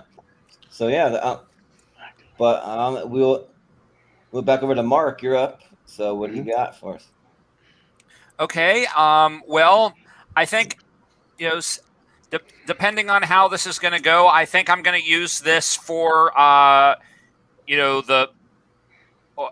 for my scratch vote here. I don't know which way it's going to go, but I want to go S tier for Guillermo del Toro's Cronos. All right. When I saw this, I had no idea who Del Toro was or what this movie was about, and it just really took me by surprise, and I thought it did such a great job of setting up a fresh story with atypical horror movie characters in that, it's about an elderly gentleman and not, teenagers, that it was delving into big concepts about aging and dying and what we do with the time that we're allotted. And it is the first Del Toro movie, so it's setting the stage for all of the tropes that you're going to see in his later movies, where he's just kept augmenting all of the big ideas that are in his head. That it was just such a confident and original statement about what scares you, and that it's not just about the idea of dying, but the idea of what are you doing with the time that you have been given now. So, yeah, for sure. Austin, what do you think? This could be a symptom of the fact that it was like movie number 5 out of 6 that I watched today, but the movie just really didn't grab me like I kind of wanted it to. I sort of like the idea of Guillermo del Toro more than I've actually liked Del Toro over the years. I think he has a lot of ambition, but a lot of his movies just don't quite stick for me. Even stuff like Shape of Water just doesn't really hit with me. So I kind of like a lot of the ideas in Cronos. It just didn't really grasp me very hard. I like seeing Ron Perlman back in like '93. That was kind of cool. But it was fine. I mean, like a low B for me. Like I thought it was okay, but I thought it maybe would have worked better as like a Twilight Zone episode or something, like a short film. Yeah. Well, for me, when it comes to Guillermo del Toro, he's a very polarizing director for me, because there's movies that I love from him and movies that I can't stand. So I love Pan's Labyrinth and I love Hellboy, but I can't stand The Shape of Water or Crimson Peak, either of those two, or Pacific Rim. So it's just kind of just back and forth. But I do really like things like The Devil's Backbone. That was good. Even The Orphanage, I was pretty high on. But I mean, And I'm excited to see what he does with Pinocchio coming up soon. So that'll be pretty interesting. But I have not seen Kronos, so I mean I have to refrain. So Well, just to clarify, The Orphanage, he's a producer. The actual director is J.A. Bayona, who did Jurassic World: Fallen Kingdom. Mm-hmm. Okay, well I knew it was in. It feels very much like a Del Toro movie. Yeah. A lot of people assume it is because they put his name on the marketing a lot. But yeah, feels like it. Yep. But Adam, what do you think? Yeah, so we all get one tonight, right? So I owe Kronos a full start to finish watch. I've seen some clip outs of Kronos over the years, very aware of its impact. And it's just one of those that thanks to this show, I now have at the top of my queue on HBO Max, literally in a separate tab, ready to rock for tomorrow. Nice. So I'm looking forward to giving this one a proper watch. But I cannot commit to a rating in good conscience until I do that. From what I recall of the imagery, I think I'm going to like this one. I love Kronos a lot. I still rank it among Del Toro's 2 or 3 best movies. I think there's a general misconception with Guillermo del Toro. A lot of people lump him in as a horror filmmaker. He's not. I think he makes horrifying movies sometimes, but what he does do is fairy tales. And what I think he's doing with vampirism is he is using it to tell a fairy tale story about turning the aging process into something magical.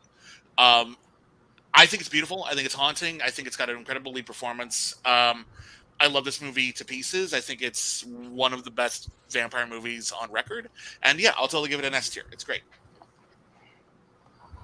All right, so where are we at, Austin, for the vote? 2 S's and a B. So, maybe low S or high A. Yeah, maybe top of A. Yeah, something like that. Okay. That's on me, guys. That's on me. Nobody's seen everything. No. Hey, you get the joy of seeing it for the first time. I envy you. Mm-hmm. Exactly. Yep.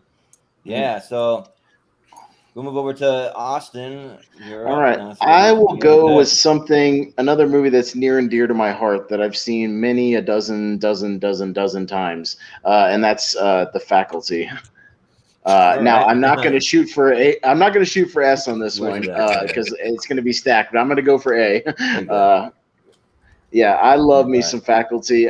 Anybody who has been on these shows with me knows that I'm a huge fan of Body Snatchers, just as sort of a subgenre paranoia horror. And I think this is the best one of the 90s because I know we had this and the Abel Ferrara one.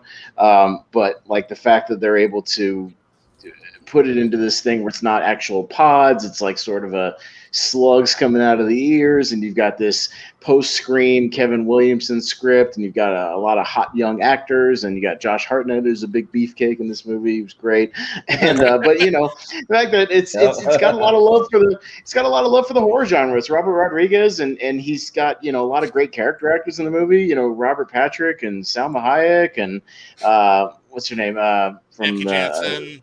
Famke Janssen, Piper Laurie from Carrie. Yeah, a lot of great people that show up.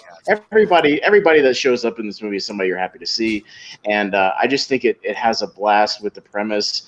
And again, I love anything Body Snatchers, and I think it's one of the best versions of this. I just adore it. It has a soft place in my heart. So I'm not going for S tier on it because it's going to get stacked, but I'll go for a strong A. Yeah, well. For me, I will go for an S tier on this because this movie has a lot of nostalgia factor for me. Probably about 15 or so years ago, my the roommate that I was living with at the time, he didn't own a lot of horror movies. So when we wanted to watch a horror movie, the Faculty was one of the few that he owned. We kind of watched it on repeat, so we just always had it on. So I've probably seen this movie at least a dozen or more times, and I just have a lot of fun with it. And the cast just a lot of fun as well. You got Jordana Brewster in there that wasn't mentioned, Robert Patrick, Ursher. You got all those guys in there. So yeah, but I would put it in an S tier. I wouldn't put it high. It would be the 10th or 11th pick for me. But I'm gonna go ahead and give it an S tier. So, Adam, what do you think? I I enjoy The Faculty immensely. It's a lot of fun. I literally have the CD in my car of the soundtrack. It's a really good soundtrack, and honestly, like I have the good fortune of living in a region of the country where we have a chain of really good used media stores called Bull Moose, and I frequent them, and they have I love going to the soundtrack section because I can get CDs for like $2. And I picked up The Faculty a few years ago, and it's in regular rotation. It's a great soundtrack. Now the Another movie, brick in the wall. Yeah, good version, right? yeah, that's fun as well. But yeah, the movie is delightful. It's a strong B+ for me. I think it's a great like swan song for 90s horror in a lot of ways. It really captures the spirit of the decade. It's very playful with the audience. And it's also just got great, like kinetic action to it as well, just with the stakes, the way they escalate.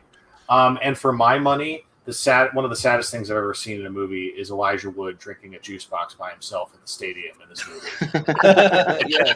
It makes me really sad because they play this sad piano music too. Yeah. But it's like the cafeteria, son. Yeah, right. Right. Robert Patrick is on his ass about it. Yeah. B, but B+. Yeah. For me, this is a low A. This is a very low A, but it is a very, very. It's definitely in the A ranking. This is a movie that does kind of like Tremors, does everything it sets out to do. But unlike Tremors, it just has never really become part of like my personal movie lexicon. It's smart. It's sharp. It's funny. It knows when to be scary. It's self-aware without being too cute about it. It's just, hey, teenagers are beset by aliens. All they're going to know is stuff teenagers know about aliens, which is stuff that they've read in books or that they've seen in movies. That's it. And that's going further than that. I actually think this is one of Robert Rodriguez's better movies because it kind of reins him in a little bit and prevents him from going completely off the rails, which he has a tendency to do. So yeah, I like this movie a lot. It's not quite classic status, but it's very underrated 90s horror. And it's on the lower end of A. Yeah. Mark, what do you think?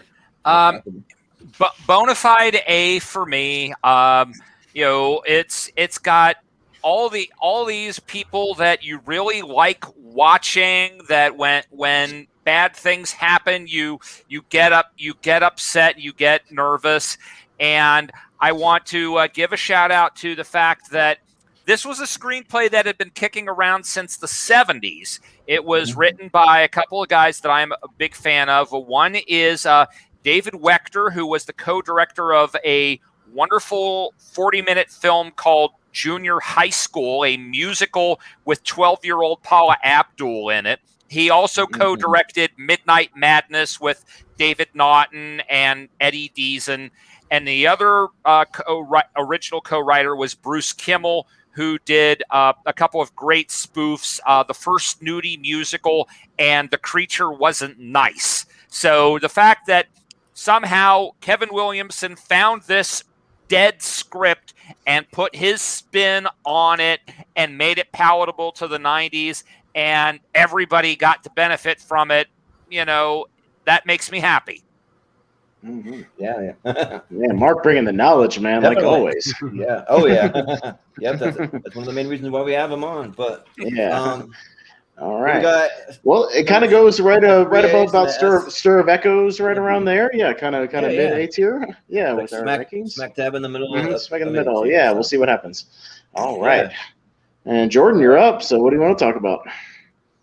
So I was gonna go for a really bad movie just to have something down there, but in the interest of time, I'm gonna kind of skip that. But I'm gonna go with my favorite horror movie of all time, which is from the 90s. I got to go with Scream. Scream is just a movie that I love to pieces. I think that it's amazing. I think that that's one of the best slasher movies ever made. And I just like the cast, the writing, even some of the super cheesy dialogue in there. I really love it. So I just have a lot of fun with it. And it's one of my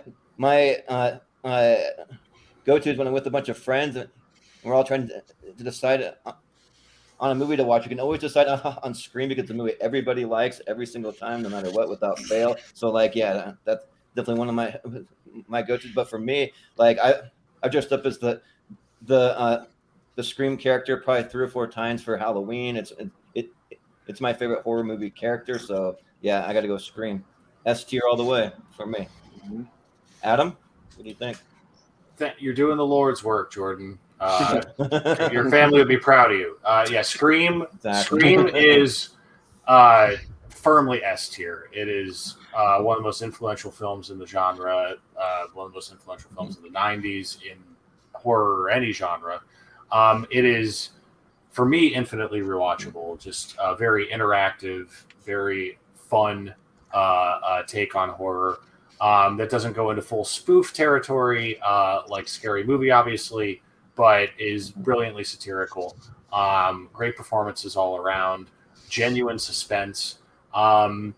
And I'd be remiss if I didn't point out how much I miss 90s face posters where everyone's leaning in like that. Because like a Right. Scream and The Faculty, Those old I Know What You school. Did Last Summer. Like those are also I think hate, Urban like- Legends does it too. Pretty much every one Yeah. of those late '90s movies does it with like the Yeah. young cast. Yeah, Yeah, like even I Halloween don't- H2O down there. If you scroll down, Halloween H2O is the same poster. Absolutely. They all do. Exactly. Yeah. Yep. And what I hate is, you know, like the modern phenomenon of like Valentine's Day and New Year's Eve and movies like that where it's just squares with the actors. Lazy. I love it where they're all Mhm. leaning Very in. lazy.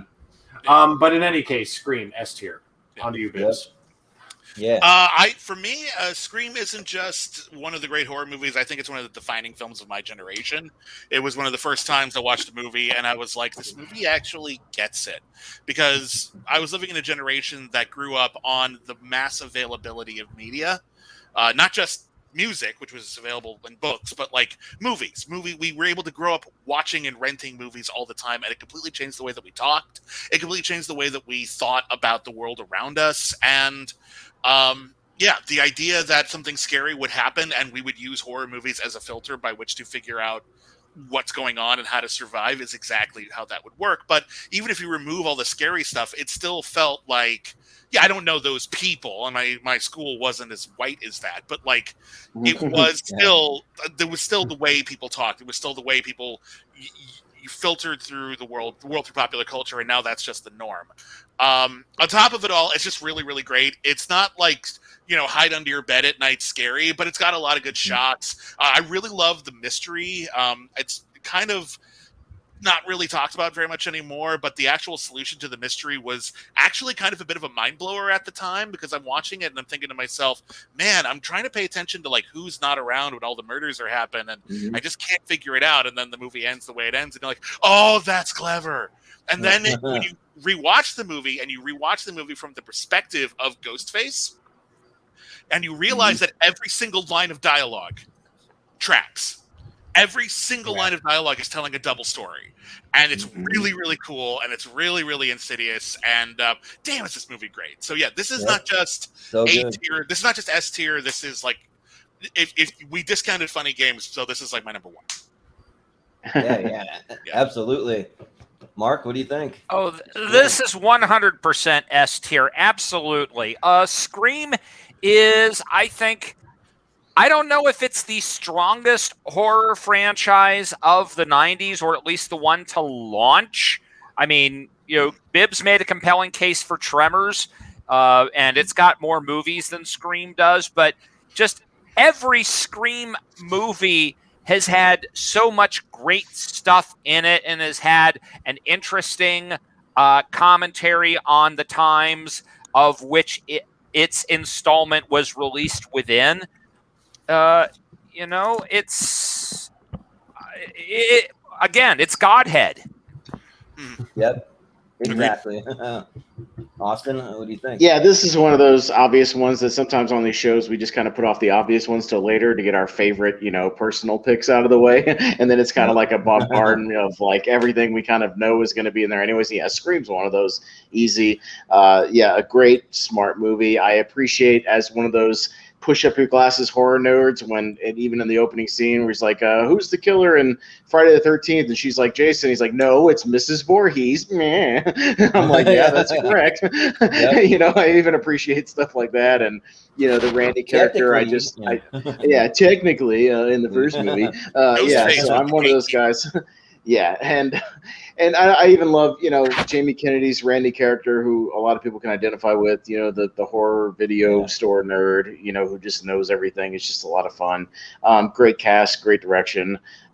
Easy S tier. What more is there to say about Scream? Scream is Scream, and it's awesome. Yeah, this is the reason why I'm a huge Courtney Cox fan, Gail Weathers, just because, I'm not a huge Friends fan. I actually don't even really like Friends, but because of Scream, I'm a huge Courtney Cox fan. So, Commandments. Never forget Commandments. Oh yes, And Dancing with How could I Bruce forget? Springsteen. Of course. Yep, right. But we'll throw it back around to Adam. We'll go one more. If we time hustle around through, and maybe one more time, or if we hustle through, we can get two more times around before we get Hail Mary. We can do this. Yeah, we can get through a Can we few more speed picks. a little So. bit? Let's do it because we all have our favorites. We haven't Yeah. talked about. Oh yeah, let's keep going. Because I have at do it. least All right. I have at least two on my mind, but I'm gonna lead. If we with- keep it to 30 seconds, like you said, we can get through a couple more picks apiece. Yeah, definitely. Let's do Yeah. it. All right, Shoot so Misery S tier. yeah. So for me, it's S tier. I think it's right there by Mimic. It's got red lettering in the middle. Yeah. There you go. Mhm. There we go. Right there. So I think it's one of the best Stephen King adaptations. I think Kathy Bates earned her Oscar. I think James Caan's great in it. I think Richard Farnsworth is great in it in his little role. I think what's interesting about this movie is the way it's aged and how nowadays, in modern internet culture, this movie is very relatable. In terms of toxic fandom and stuff like that. I could say a lot, but it's a great film, and I think it kicked off the '90s in tremendous style. For me, Misery is a damn near perfect engine of suspense. Every single thing in it is in it in order to ratchet up the suspense, and everything in it works just about perfectly. I'll agree with S tier here.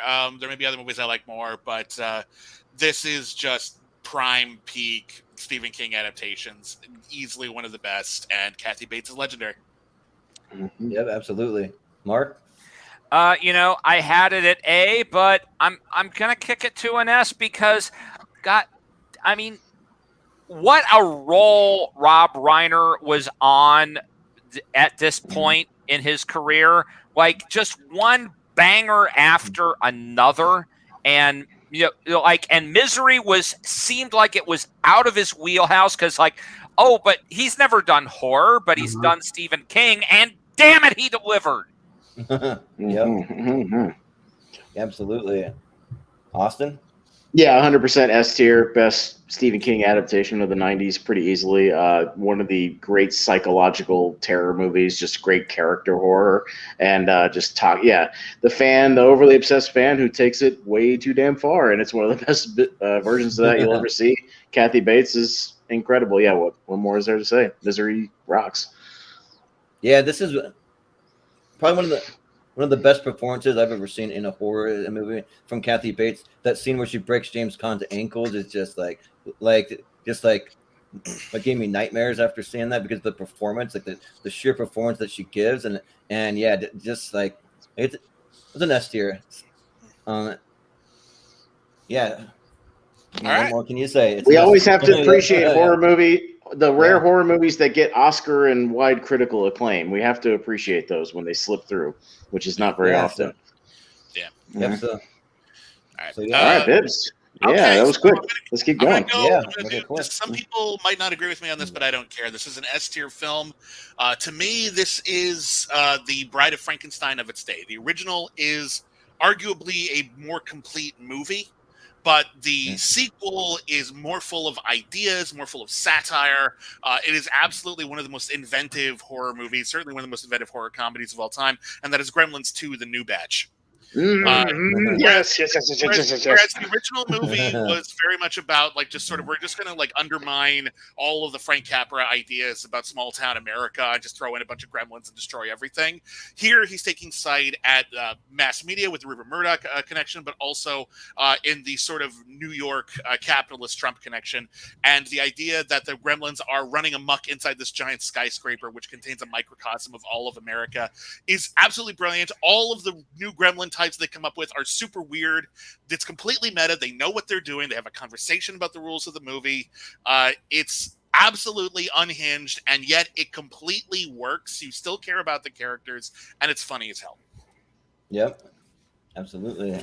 Mark, what do you think? Now, who can argue with that? S tier. Yep, exactly. What he said down there. Yeah. Austin? Bibbs, the only reason I didn't have this on the rough draft list when I brought it up is because I didn't know if anybody would back me on the fact that it was like a horror movie. But I will tell you this. It is in my top 20 movies of all time, not just horror movies. I love Gremlins 2. I have watched it so many times. I catch something interesting every single time I watch it. Last time I watched it, I caught that there was a U-Haul store inside the office building. Why? There's a U-Haul store? I don't know why. And one of the best examples of the sheer anarchy of this movie, of the not give a crap that Joe Dante does in this movie, is when the gremlin is messing with the elevator. He has on a janitor's outfit that fits him with a name tag and a hard hat. Why? Why? Who cares why? Because he can. You know what? Because he can. Damn it. Because it's funny, damn it, and it's awesome. And the fact that it sort of makes fun of its own thing, well, what if he gets a peanut stuck in his tooth and it comes out and he eats? Does that count? Or what time zone is it? Like all that dialogue is great. I adore Gremlins too. I think it's one of the great horror comedies, parodies, whatever you want to call it, of its time. S tier. I love Gremlins too. Yeah, and I'll just say that I saw Gremlins 2 actually before I saw the original Gremlins, so I saw it in reverse order. And when I watched the first Gremlins, I was just kind of like, "What is this? Like, this is like a lot more scary. Like, where's all the fun humor from the second one?" But I still like the first Gremlins, but I think that I like Gremlins 2 maybe just a little more. It's pretty close though. Like, it just kind of depends on the day. And it was also one of my first introduction to Phoebe Cates, that like just because like for whatever reason, like I just saw this movie kind of early on. This is one of the movies I actually did see when I was pretty young, despite not seeing very many horror movies, because it's kind of more playful, kind of like less kind of scary, I feel like, type of horror movie. But I'm gonna say S tier all the way for Gremlins 2. Let's go, Gremlins. Yeah. Adam? Oh, you're muted. You're muted, Adam. Oh yeah. There you go. I really enjoy Gremlins 2. I can't drink the S tier Kool-Aid quite fully, but I will give you an A, and that won't drag it down. But I really enjoy Gremlins 2 and the way it reimagines the franchise. Deconstructs the story in a lot of ways, and the creature effects are so entertaining. And just some of the big swings they take with some of the animated effects is very memorable. So I'll give you an A on this. That won't ruin anything. No. Well, what do we want, boys? Civilization. We just want civilization. Yeah, right. So great. That movie's so great. Come on, you got Leonard Maltin reviewing the original one and then getting killed. It's great. Come on. And I got to reprise that cameo in the Schmodown once, which was one of the best things. Yes. Oh, yeah. Very true. Yeah, very true. Mm-hmm. Yeah, so we'll throw it over to Mark. You're up. So okay. In the similar spirit of Bibbs's pick, I have to go to bat for Peter Jackson's Brain Dead, aka Dead Alive. all right. It is such an amazing blend of both good comedy and just unrestrained gore, and yet there is still a purpose behind all of it that Jackson, much like Del Toro, was probably one of those kids who loved to taunt people by saying, "Oh, hey, do you like seafood?" But that there is a purpose to all of the the exponential grossness that's taking place, and yet it always finds that sweet spot of being both horrifying to watch and yet gut-bustingly funny at the same time. That I feel like it paved the way for him to do what he has done in less horrifying circumstances, and I love it. Yeah, for sure. Austin, what do you think? Yeah, I'll give it a strong A. I really like Dead Alive. The only reason I wouldn't put it up in S is because I've only watched it once or twice here and there. I just haven't gone back to it all because it literally almost makes me sick to my stomach to where I almost throw up watching it because it's so much. It's so much blood, so much gore. It's like it's an assault. It's a full frontal 100-mile-an-hour assault. Like especially like the last 45 minutes or so. The lawnmower sequence is legendary. I will give you that. It is legend. Like he's literally hitting zombies with a lawnmower while somebody else is in the kitchen blending up heads. I mean, it's bonkers. Like it is one of the most batshit crazy movies ever. Only because it's not a personal pick, I'll just go A. But I do like it. And one of my favorite lines, I just have to say, so when he goes, "Your mother ate my dog." Well, not all of it. And he holds up the little happy body. Yeah.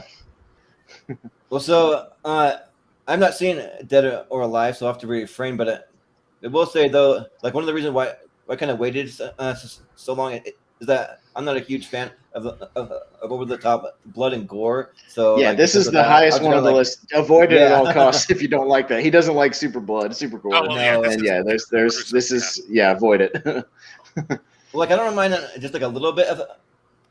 No, blood and gore, but like No. This is walking into a I'm like, room full of zombies with a giant lawnmower pointed towards the zombies and Right. just pushing through them. It's gross. Like, Yeah. It's fun. Party's over. Yeah. Yep. But Adam, what do you think? Yeah, I really enjoy this movie. I own a physical copy of it. It's for people who are seeking it out, make sure you're thorough. Make sure you're getting the Peter Jackson movie. The other Brain Dead with Bill Paxton and Bill Pullman is a curious thing. If you're really interested in seeing like every horror movie ever, I think everyone should see that once maybe. But this is a much better movie. So watch this Brain Dead. Just Dead Alive in the U.S. So I like this movie because this is very much, this is Peter Jackson making a movie he wanted to see. That's what his early career was very much about. And, it's interesting to see something in the vein of Evil Dead 2, through the lens of someone across the world who has a similar sense of humor, but a very singular sense of humor. And all the blood and gore in it is easy enough for me to stomach, not because it looks fake. It's actually quite convincing in a lot of ways, but it's just so gleeful that, it's hard not to just roll with it when you watch the movie. And I just think the central character is just so affable and funny and put upon. And, I enjoy a good straight man protagonist who's just frustrated with the escalating circumstances. And he's not mad. He's just like, come on, So I firm A for me.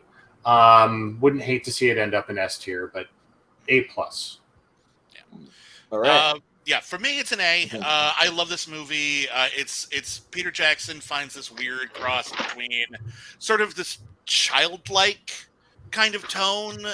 With the humor is very innocent. The characters are mostly very innocent. And yet, once the violence kicks in, it's just absolutely grotesque. And I think he gets away with that better than most filmmakers could. But I also don't think he entirely gets away with it. I think there's parts of the movie where the humor just falls kind of flat for me. But the highlights are so high that I can't complain. It's great. Put it on any party. You'll have a good time. It's a solid, rock solid A. Mm-hmm. Well, so overall, do we throw it in the A? Yeah, it's 1 S and 3 A, kind of around people under the stairs, kind of mid A around there. Yeah, something like that. Yeah.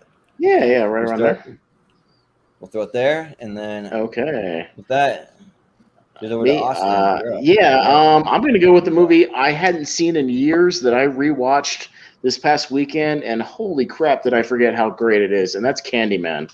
And I'm gonna throw Candyman in the You're S going tier, for and that. I'm gonna fight for it. Yeah, you Yeah. are.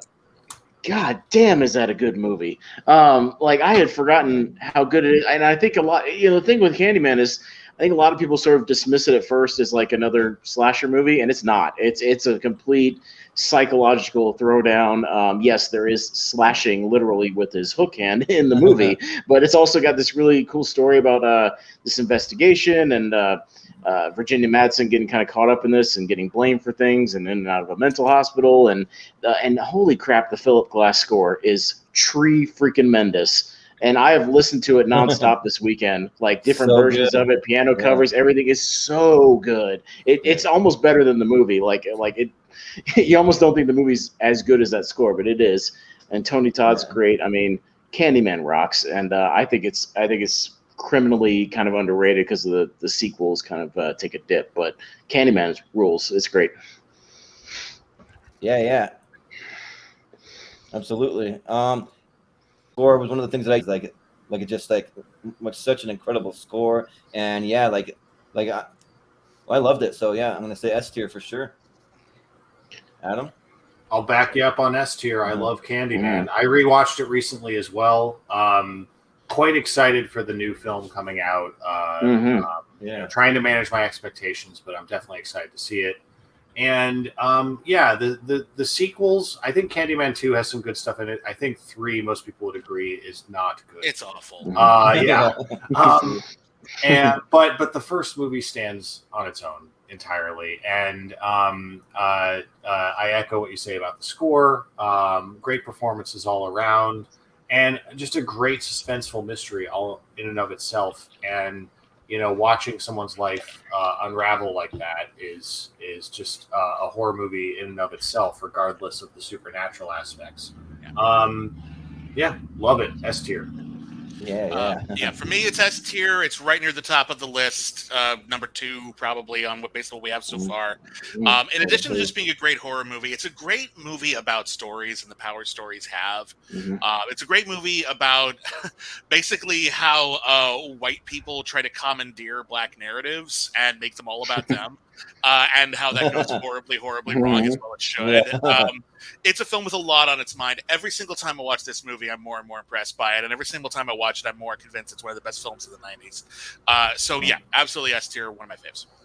Yeah.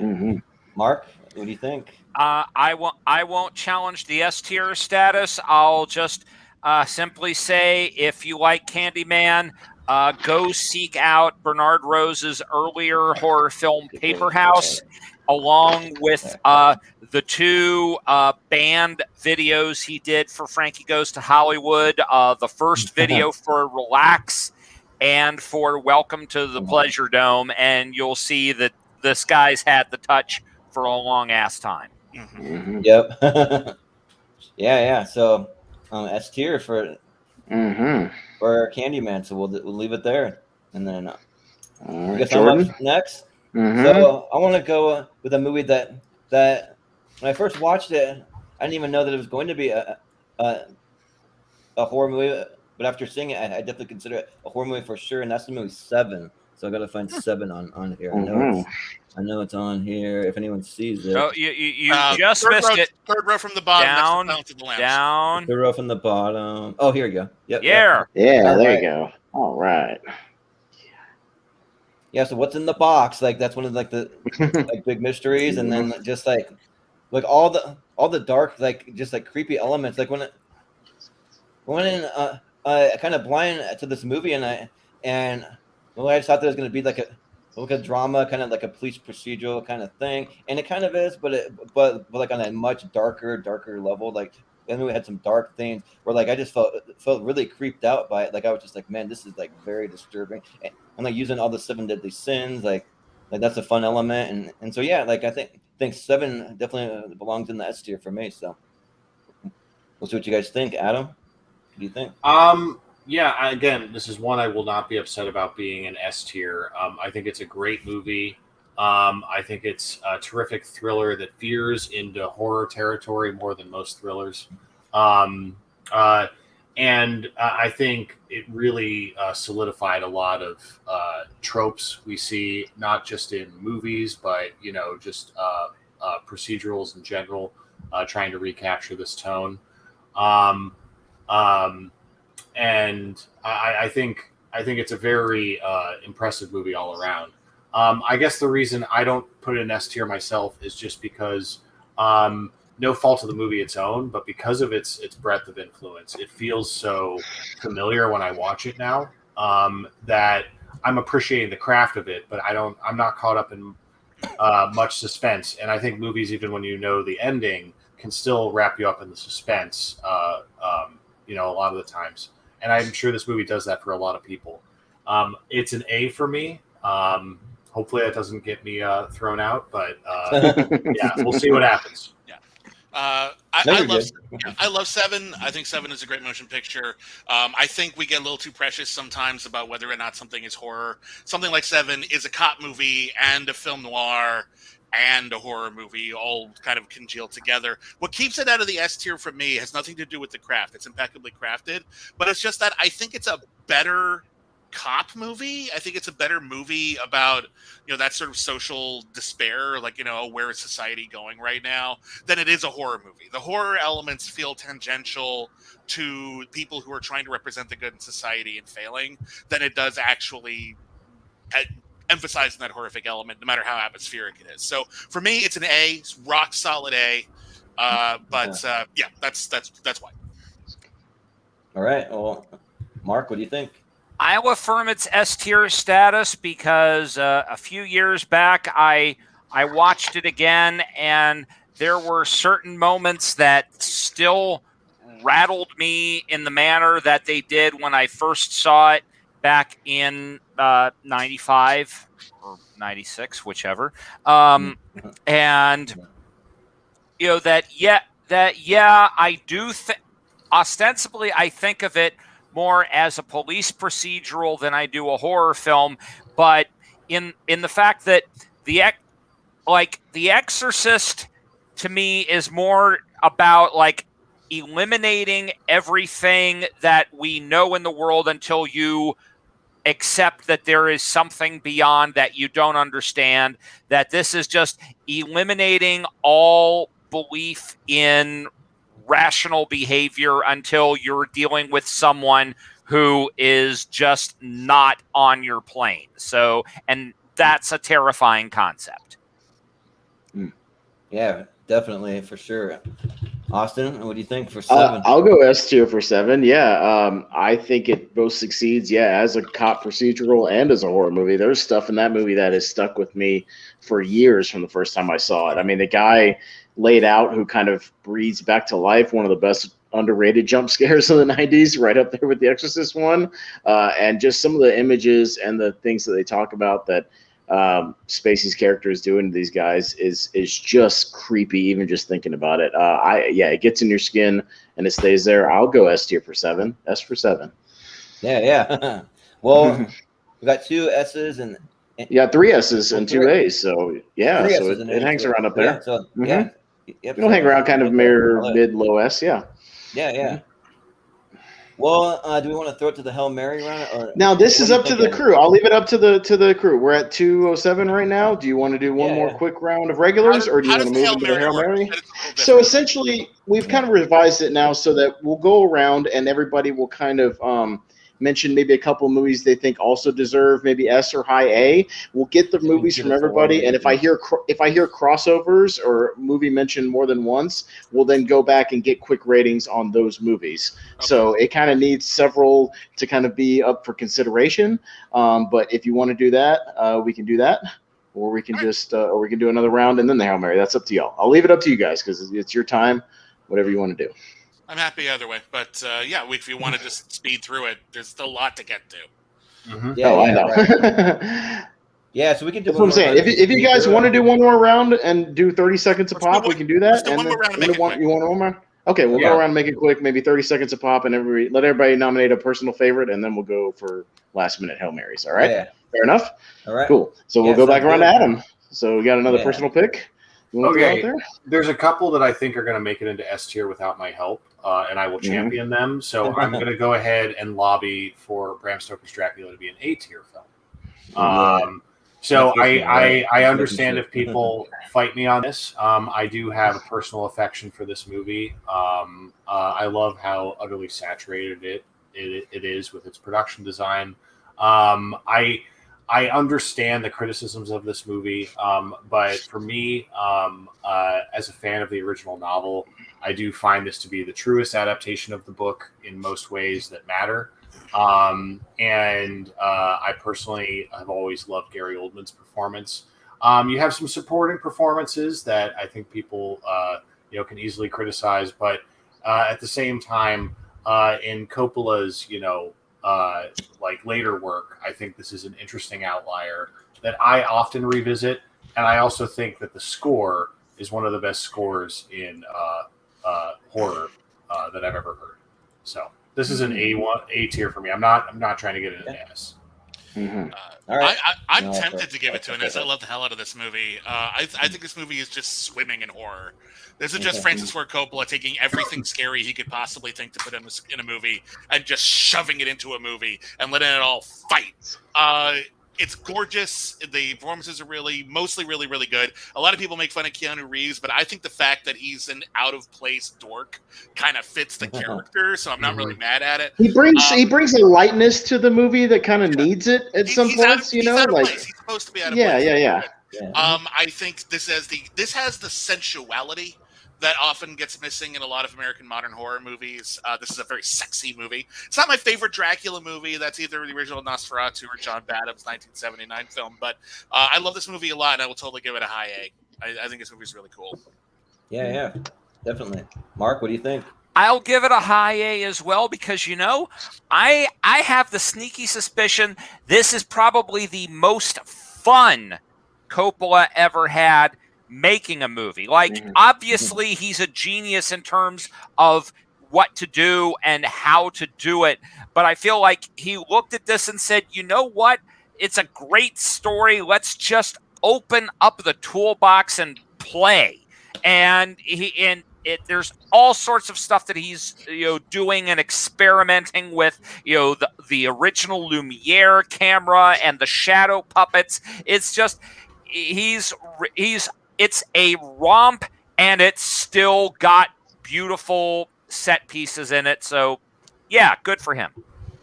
Yeah. Austin, what do you think? Surprisingly, this was a first-time watch for me this weekend. I had blind bought the 4K, and it looks great, and I popped it in, and this movie knocked my freaking socks off, dude. I loved it. I loved the atmosphere. I loved the look of the movie, the score. It's a really fun movie that still has scary stuff in it.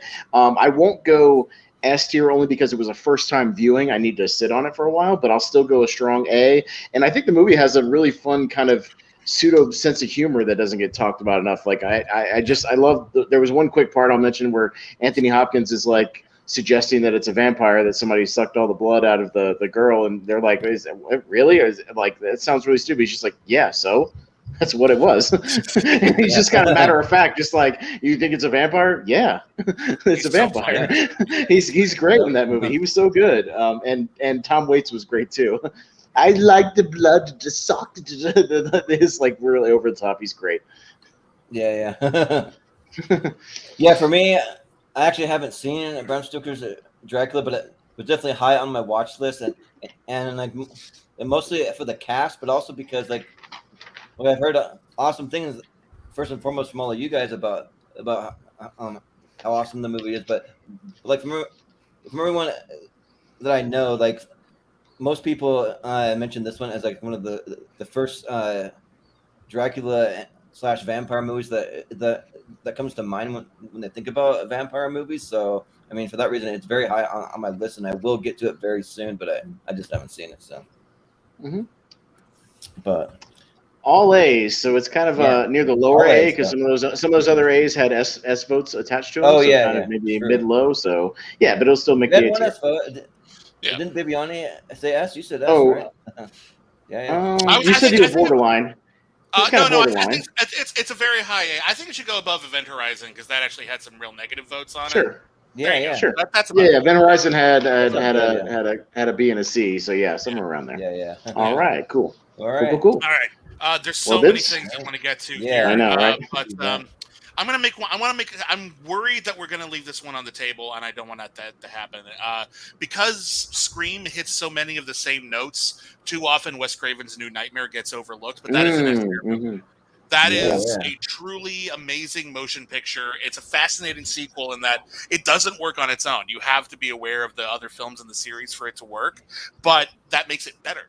It's actually a commentary on the series itself. It's also a commentary on how horror works. It's also Wes Craven does a lot of stories about generational horror and how the sins of one family affect the others. And here he's talking about how the sins of the filmmakers are actually affecting the future of horror filmmaking, but also how we looked at Nancy as the protagonist of the original film, but now that she's older and a mother, we now see the original film from the perspective of the adults, and we actually completely shifted around. And what would it be like to watch a Nightmare on Elm Street movie if we're not seeing the child's visions? And this kid is fighting off Freddy Krueger every night with his pet dinosaur, and she doesn't understand that, and she doesn't know what he's going through. And so it's a completely new dissertation on what made Nightmare on Elm Street work in the first place, from the perspective of someone who is older and sympathizing with different characters. It's truly terrifying. It completely redefines the whole series. And as far as a meta commentary, it's as good, if not better, than Scream. So I love it. Yeah. Mark, what do you think? I gotta go for S tier as well. That it's. I don't quite remember if we agreed that John Carpenter dominated the 80s, but is it official that Wes Craven dominated the 90s in just what a run of incredible horror that he was coming up with, and not just scary, but intelligent and thoughtful as well. And the fact that he had this very difficult relationship with the Nightmare series, but yet was able to take this big leap with the material, and that New Line was willing to take that leap with him and create something genius. Yeah, definitely. Austin? Well, he may have owned the 90s if you could ignore Vampire in Brooklyn. Even maybe. that's kind of fun. That's not Kind of a fun. hard watch. That's not. Or if you consider 1999's Music of the Heart a horror movie, maybe. That's an Oscar-nominated film. Kind of some fun. It is. Yeah, I'm kind of borderline S and A, but I think I'll bump it into S. Yeah, because I think we definitely wouldn't have Scream without New Nightmare and without him playing around with the concepts in there. The only thing I think New Nightmare missed an opportunity on is a Robert Englund Freddy Krueger face-off, which we didn't get. We only get Robert Englund playing himself for like one scene, and I think the movie kind of missed that opportunity. That would have been interesting. But like other than that, I love that everybody kind of plays a version of themselves. I've always dug that kind of stuff, and I think it actually makes Freddy kind of scary again. I dig it. Yeah, I'll go S for New Nightmare. Yeah, I'll say S tier as well, just because I do like the movie more than 7, and that's up in the S tier. So I mean, I'll at least put it above that. Like I actually even like it better than Dream Warriors. Surprisingly, like I wasn't sure if I was going to, but I actually do. I like the whole meta take, and just seeing Robert Englund in there, seeing Wes Craven in there, seeing some of those guys just like talking about the production of a new Nightmare movie, and then also it was fun to see the kid from Kindergarten Cop in there. Boys have a penis, girls have a vagina. Kid. So like that was fun, but yeah, like I would put it in the S tier. I'd put it kind of low, like I'd put it just above 7 is where I would ultimately want to put it. But yeah, I'll give it an S tier. Adam, what do you think? Yeah, I'll round it out. This is one I would have nominated myself, but I was playing the long game. I was hoping Bibbs would do it. Yeah, and he did. No, I love this movie. It's an S tier horror film for me. Very, very impressionable on me. I hadn't seen every Freddy Krueger movie before I saw this, but I saw a good amount of them.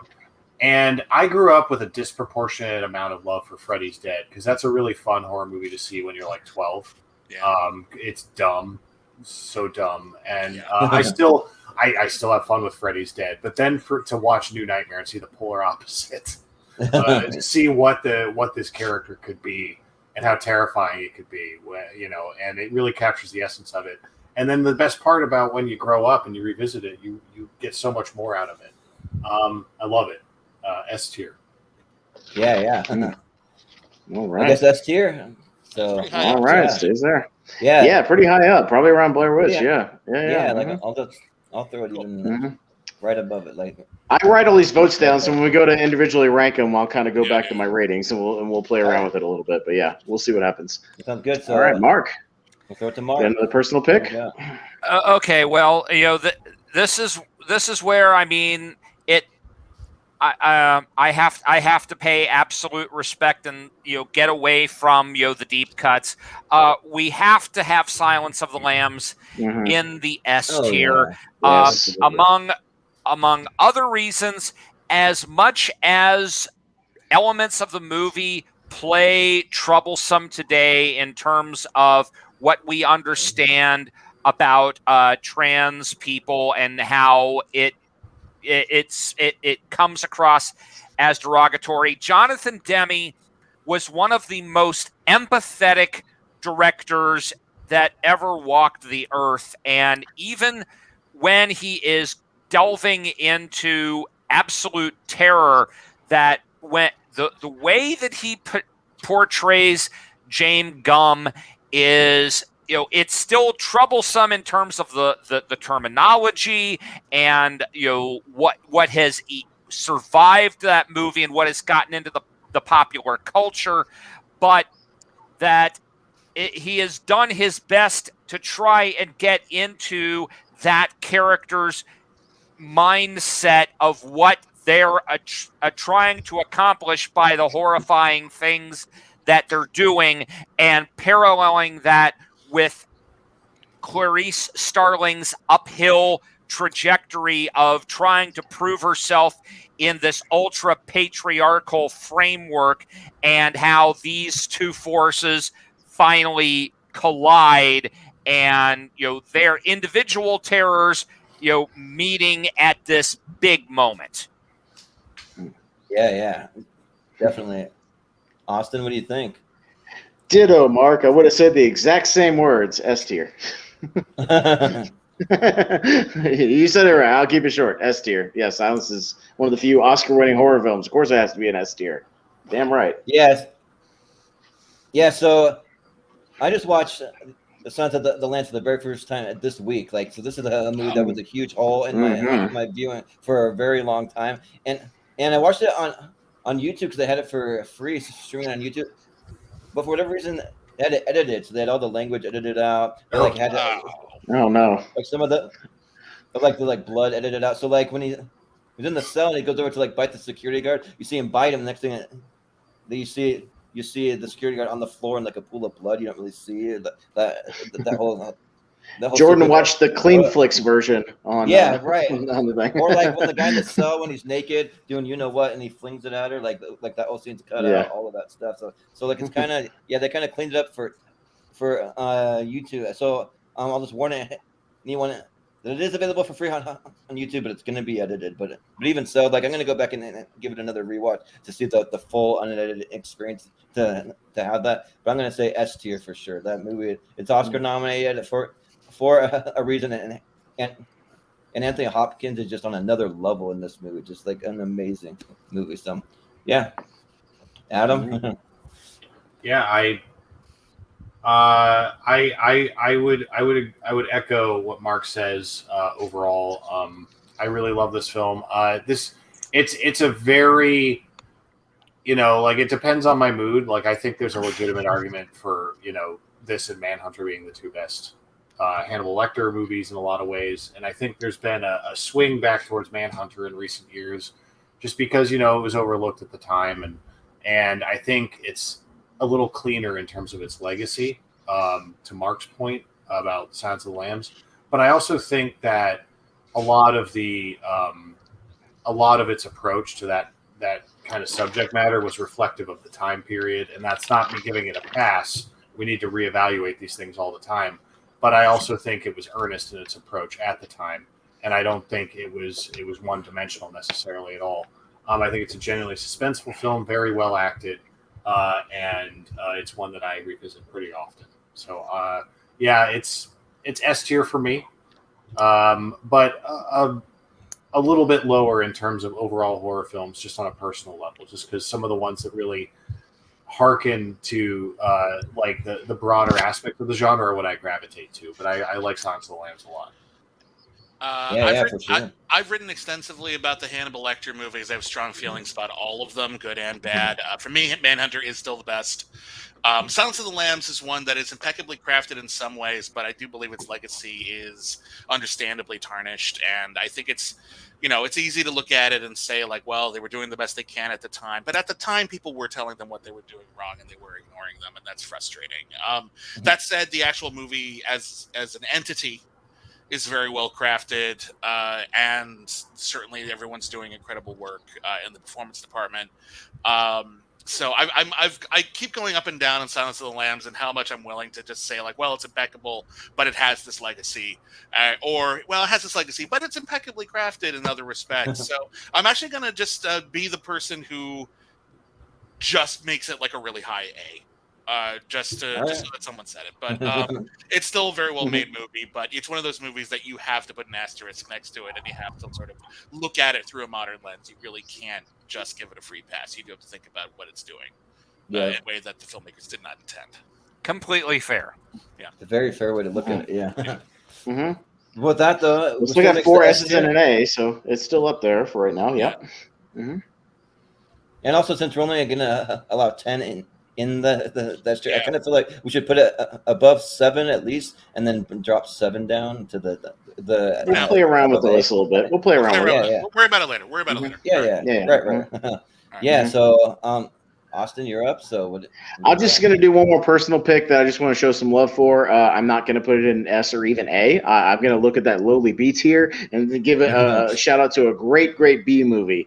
And to me, that's Tales from the Hood, one of the best anthology movies of the 90s. That I love, Tales from the Hood. It's down in the bottom, almost the bottom row, second to the bottom row. It's like a skull face. The skull face. Yeah, skull. With the gold yes. Oh yeah. The skull face. There you are. Yeah. There you go. B tier, because I'm going to say it's one of the best B movies on the list because I love it to pieces. It's delightfully over the top. What Rusty Cundiff does, playing this sort of urban anthology, it's just really, really fun. Clarence Williams, the third, rest in peace, who passed away recently, is awesomely over the top as the sort of mortician guy. And I just think all the segments are really fun with a little smidge of commentary. Again, I dig the soundtrack. Really, really fun anthology movie. So I'm not shooting super high because it's a really good B movie, and I love it. Yeah. This is one of the ones that I wanted to try to watch before this episode, but I didn't quite have enough time to get to it. And so I watched the trailer for it. And it looks like a lot of fun, but I haven't seen it, so I'll have to refrain. Adam? This is an A tier movie for me. Hey. Tales from the Hood for me is at face value, it is very much a B movie, like you said. Like it is creep show in spirit. But it's so much more than that.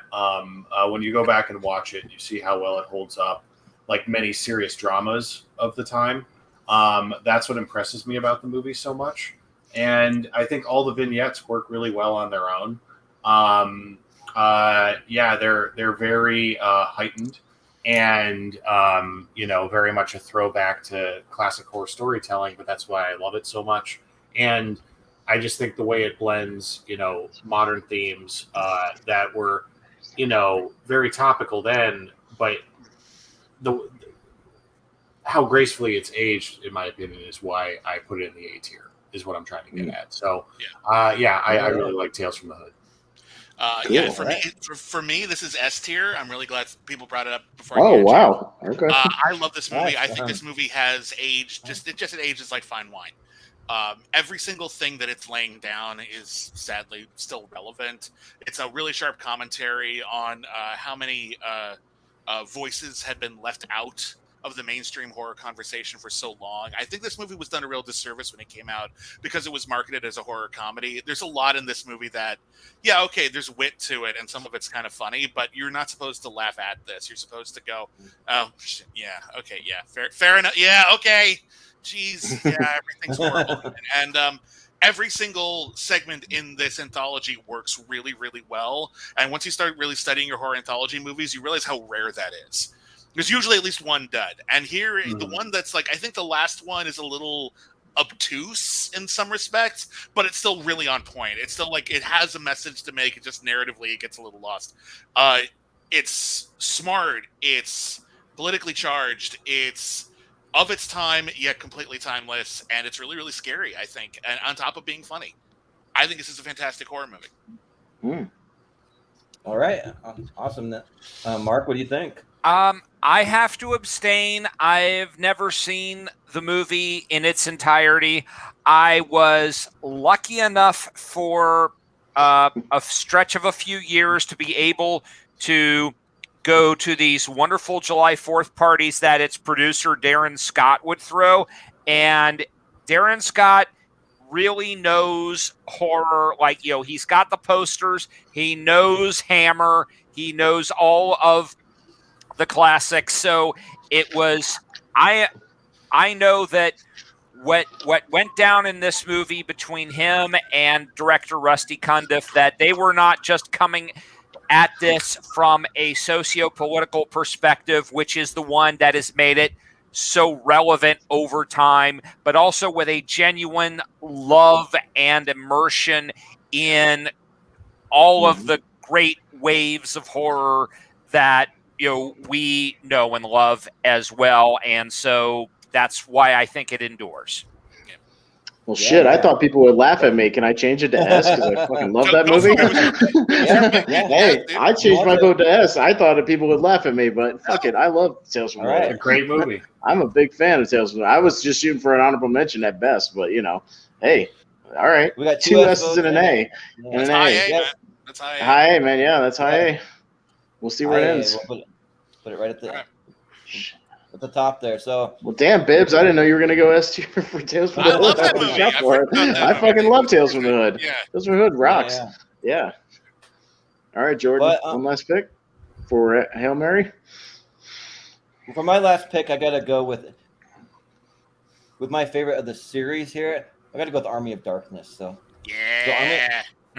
So Army of Darkness kind of took what Evil Dead 2 kind of started and just took it to a whole nother level, and it's just freaking awesome. Just Bruce Campbell against the Deadites and just using his boomstick and like the way that they almost kind of worship him almost in a sense, and it's like he's a man at a time still fighting zombies, which is freaking awesome. And also I'll be honest and say I don't even like Evil Dead 2. Like I actually hate that movie just because we remember. I erased that from my memory. Yeah, right. Then it just plays on the Three Stooges concept way too much, and it just feels out of place. But anyways, that's neither here nor and this doesn't nor there. Yeah, with the skeletons poking him in the eyes and doing literally the little. But it plays into it hardcore, whereas the other one just kind of does it here and there, and it just kind of seems out of place. Where this feels like it really fits, and so I'm gonna go with the Army of Darkness as an S tier. And it's also why I'm a huge Ash vs. Evil Dead fan. I've seen that whole series, so yeah, I'm gonna go with the Army of Darkness. But Adam, what do you think?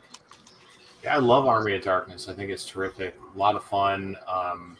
It was my entry point to the series as a young person. I saw it first, and it made me seek out the first two Evil Dead movies. So that was a really cool discovery for me to see it in reverse like that. And then just rewatching them over the years now, it's just such a fun trilogy of films.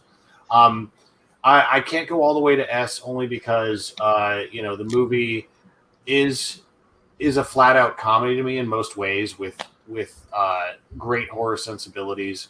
I don't hold that against it. It's a movie I watch kind of to unwind, and not because it holds me in any real level of suspense, but I find it delightful, and I'd say it's an A. All right. Yeah. Fair enough. William, what do you think? I love this movie to pieces. It's a movie I've seen over and over and over again. It's very formative for me, and yet even I can't call it an S. I think S is a bit of a stretch. It's a wonderful comedy classic, but the comedy elements outshine the horror elements. I think it ultimately feels more like an adventure movie with the undead. But I will still give it like a low A. Like a very, very low A, like a bottom tier A, just because it's a hoot. Right. Everyone should watch it, but it's not upper echelon. Yeah. Mark, what do you think? Oh, come on. Who doesn't get joy out of Army of Darkness? It's a solid A. It's basically a foul-mouthed Jason and the Argonauts. You're not really gonna be scared by it unless you're like a kid with limited experience to gross stuff. And that's not a knock on the movie. It's just look, they wanted to go for the laughs more than the scares, and they succeeded. Right. Well, Austin, what do you think? Klaatu Barata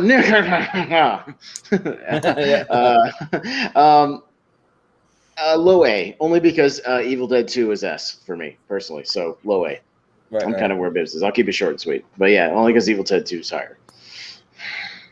Well, it feels like low A is kind of the consensus. Right around Dead Alive, kind of. It has around the same votes as that. So yeah, somewhere around Dead Alive. Let's put it right All there. right. So, all right. All right. So here's how it's going to work, gentlemen. So how this is going to work is I'm going to write these down as we go, and we'll go up the ladder. Anything you guys think either should be an S or a high A, maybe shooting for those top 13.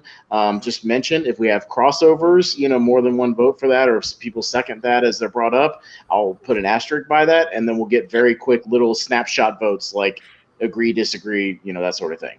Does that sound fair enough? Sounds good. All right. All right.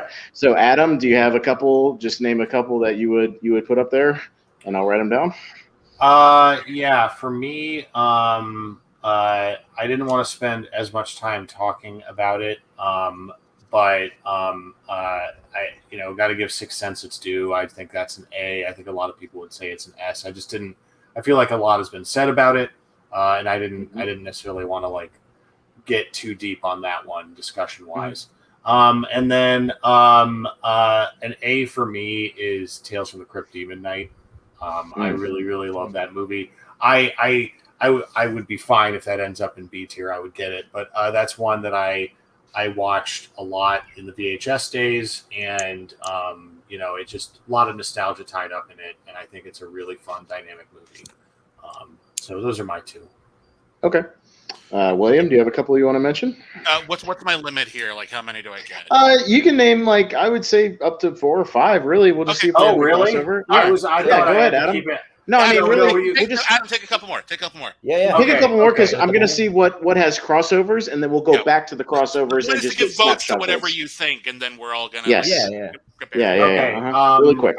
Then Night of the Living Dead remake, firm A for me. Love that movie. And then I would make an argument for Halloween H2O to be high B, low A. Okay. Yeah. All right. William, which ones would you shoot your shot for? Okay, I'm going to give, for me, it's S, but I know that's a lot to ask of some people. So I'll give a high A to Nightbreed, which for me is still, I think, the best X-Men movie anyone ever made. And also scary. The monster work in that is amazing. Okay. For me, the last S tier, I would go to bat for it that I didn't get to mention was Jacob's Ladder, which I'm very disappointed that no one else brought up. I think it's one of the scariest movies ever made. I think it's actually really rather poignant. And also kudos for inspiring Silent Hill, which would not exist without Jacob's Ladder. Let's see here. It's high A for Death Becomes Her, which I think is one of the best horror comedies ever made. Just a laugh out loud riot from start to finish, and it's totally malevolent. It's super great. Another high A for Arachnophobia. which is a horror comedy, but they find just the right balance. I think it's really quite perfect. For me, it's an S, and I'll just say it for Satoshi Kon's Perfect Blue, which is a truly terrifying thriller that gets really phantasmagorical, and I love it to pieces. Another S potentially for Audition, which I didn't bring up because the less you talk about Audition, the more effective it is. So suffice it to say, it is brilliant, but I'm just going to leave it at that. And then I like a lot of these other movies. I like, like a ton of them. But the last one I want to go to bat for and just make sure people know is amazing is Wild Zero, which stars Guitar Wolf, an actual Japanese punk band, as themselves as they fight off an alien invasion and fight for trans love. It is awesome. They shoot like guitar picks, like they're lasers at aliens and zombies. And up, and it's amazingly cool. Like, if you Bibbs, I was gonna watch that today. My DVD was delayed on Amazon Transit. It was delayed till tomorrow, so I didn't get a chance to watch it. But I have the DVD in transit. It's a great cult movie that people do not talk about enough. If nothing else, please see Wild Zero. So I was gonna watch it right before the show if I had got my DVD in time. For me, that's an A. But if anyone else wants to call it a B, fair enough. All right. Okay. Cool. Yeah. Mark, any favorites still on the list? A few I'll throw out there. I will back up Bibbs on S tier for Audition. Again, less the more effective it operates. I will go S tier on Sixth Sense, because even if there is no supernatural element in it, the idea of a mom trying to deal with the possibility that her son is cracking up is a poignant and terrifying concept in and of itself. I will also put in S tier for Abel Ferrara's Body Snatchers. Of all of the Body Snatcher movies I've seen, I think this is the most charged in terms of exploring what it would be like to try and combat the menace and what it would cost people.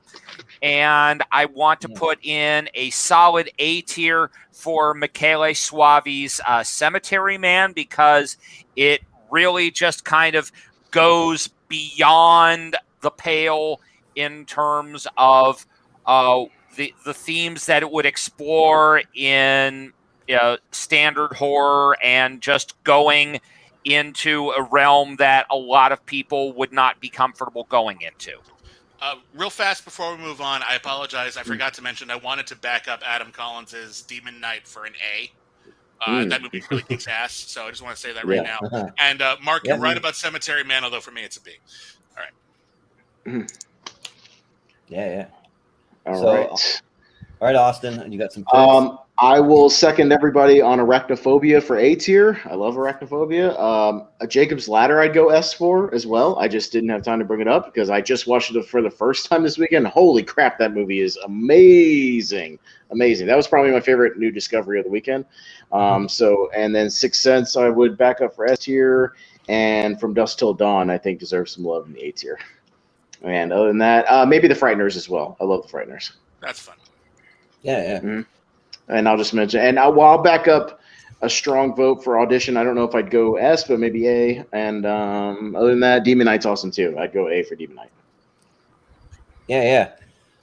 So for me, just going through the ones I've actually still seen that are left, but I'm going to say a strong A for Arachnophobia. That's one of the first horror movies I ever saw as a kid. So I'll put that on there. The strong A. Let's see. Second, the Tales from the Crypt Demon Knight is a strong A for sure. And then I would back you up on The Frighteners as an A also. And then I'll give an A to The Good Son. I'm actually a big fan of The Good Son, so I'll give a little love to that. And then I'll nominate The Sixth Sense for the S tier, but it's probably gonna end up being lower on the S tier for me, but I'll give it an S tier. So that's being my picks. All right. So some of the ones we had a lot of crossover for. I'm going through my list really quick here. So I got about 5 we'll do some actual votes on and get some hardcore letters. So We'll talk about auditions. Let's go up and down the line for audition and get letter grades from everybody. We'll see where it ends up. Yeah. Adam? S tier. S tier? Okay. Yep. And these are all S-tier. just going to be quick votes since we've already Yeah, talked I'm about trying that. to S tier? Okay. S tier. Gotcha. S tier. A, because it makes me way uncomfortable near the end. That's the only reason. Well, Yeah. I think that's what it's supposed to do, but it's not pleasant to watch. I don't like movies that aren't at least a little fun to watch, just to me personally. And I've never seen Jordan? it, so I Okay. can't really vote for it.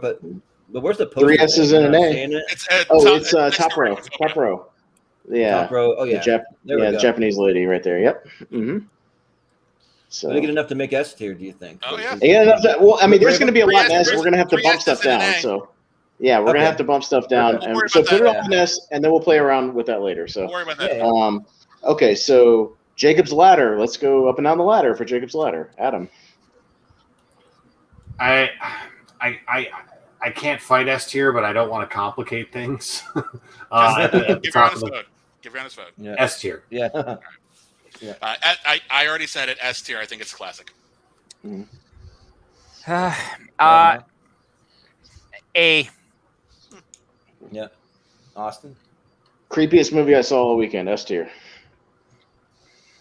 Well, for me, I'd have to give it more like a B tier. So. Mm. That's where I would put it. So. 3 that? S's, Is that an put A, it in and the a B. Maybe So probably high low S, A, right? low S, It's like high A, low S. really high A. Low- Yeah. High A, low S. Put the It could be top. behind audition, and we can play around with it. We'll see. Okay. Yeah. What else we got? Sixth Sense, up and down the ladder. All right. Adam. Adam. I'm going to stick with my A tier rating. Okay. But yeah, Solid A. Yeah. Mark. I'll drop mine down to an A for the sake. Austin. I was gonna argue A or S. Excuse me. I think I'll go A. But it's definitely worth mentioning for its mainstream success. Yeah. Yeah. I'll say S, but I'll say a low S for me. So Mhm. well, I did that. So maybe upper echelon of A somewhere, maybe, and we'll play Yeah. around with it. Maybe kinda like- man, there's a lot of A movies in the around 90s. There's a lot of 7. really good Yeah. movies. Yeah. Right. It's gonna be tough, but you want any more? Two more that just got a lot of crossover. Demon Knight, up and down the Oh, yeah. ladder. I think it was a lot of A's, but we'll just confirm. A. Adam. Yeah. Okay. Yeah. High Never A. seen it. Oh. Okay. Mark. Yeah. High A. Billy Zane is awesome in that movie. Yeah, really underrated. And I'll say high A. Yeah. So. All right. So but That's that Tales from the Dark Side. yeah, that's Tales Tales from the Dark Side. Sorry. Yep. I Oh, saw sorry. Bordello of Blood. What can I say? Meant to grab it. It was right. You could say you made a mistake. I like Bordello Blood. Yeah, I like right. Bordello Blood. It's, Yeah, it's no Demon Knight. It's no Demon. So All right. Low right around A. the It's middle, probably low. Middle low. Yeah. Yeah, something like that. I'll Because it just didn't have any say S votes. definitely. And then the last one I heard a lot of was Arachnophobia. So maybe we'll go around the horn on Arachnophobia. Adam? Yeah. A. Yeah. Okay. Low S. Okay. Hmm. Mark. B. All right. High A. Rewatched it today. Had a lot of fun. I'll say mid A, just like right in the middle of A. Okay. So 1 S, 3 A's, and a B. Mid A. Okay. yeah. Man, so look at a that little A. higher Look at than- that A tier. There's a whole lot of those movies in there, So, isn't there? I'm gonna All put it right. there. That's all right. Okay. Now. Where did the addiction end up? I don't see it anywhere. It Oh, got yeah, in in the. the In the A tier. Oh, Yeah. it's the haven't Is it? seen because we only had 2 votes. We only had 2 votes for the Oh, addiction. that's right. That's So right. haven't My bad. seen. My bad. My bad. So unfortunately, it Forgot. didn't quite make it. I forgot. All right. But look, we had no movies in the D or F, and we usually do. I mean, we could Yeah, scrape we some could do. movies up for that, but we didn't really do that. We kind of scraped Yeah. those for the Well, list you're all to night. You begin can with. right if you want, but let's. Oh, Barring yeah, for the sure. movies I've never seen, I don't have a single C or D in this list. Yeah. All right. It's all good. Good stuff. Yeah, that's awesome. All right, Now we so just here's gotta where we decide gotta what maybe belongs where. what belongs in the top 10. Okay, according to my votes, I'm going to go back on the votes. This is why we write everything down. In the Mouth of Madness did not have as many S votes as the other ones in the list. I'm just going with that. It had 3 S's, an A, and a B. So I think In the Mouth of Madness might not get knocked down to the honorable mentions, just according to the votes. Okay. Yeah. Still in there, but Because remember, we only have 10 in the S There's a tier. case to be Yeah. case to be made if we want to bump it back up, but we can decide. But We could, because it has the exact same votes as Jacob's Ladder, but I feel like that and Audition would make the honorable mentions because they have the same amount. So, All right. let's see. But everything else, a lot of clean. Those 5 all had pretty much clean sweeps for S, so those all hang around there. Twin Peaks had 2 S's and 2 A's, only 4 votes overall. Does it get bumped a little bit? I don't know. That may be up to the I panel. mean, I like it where we it bump it is. below Misery. I mean, Okay. but either way, yeah. I But think Misery had 5 S tier votes, so I think that goes above Twin Peaks. Oh well, yeah, that's fair. Oh Yeah. yeah. And then Gremlins 2 had 4 S's and an A, so I think Twin Peaks goes behind Gremlins as well, and Silence of the yeah. Lambs. Yeah. So I'm just going by the votes. And Silence, but it still makes the S tier. Okay. It still makes the S tier. And then Audition was a little more mixed. So, yeah, kind of that kind of will mostly round out the top 10. Now we might have to fight around for these 3 honorable mention spots here and see what we play around with. Yeah, because I'm actually happy with the top 10. So I mean, unless anyone has any real solid objections. I feel like if we're looking at the top 10, like are they just ranked or are they? We can rank the individual top 10. We can play around with the actual rankings. We're trying to get the actual 10, and then we can play around with the rankings. As the actual 10, I'm pretty happy with it. Yeah. I like it. I'm happy. So we just gotta come with 3 honorable mentions. So it just kind of depends. Out of all those A's, that's a lot of A's. Yeah, it's a lot of A's. So I mean, I'm actually happy with the top 3. Honestly, I would be. Okay I don't with dislike that. it.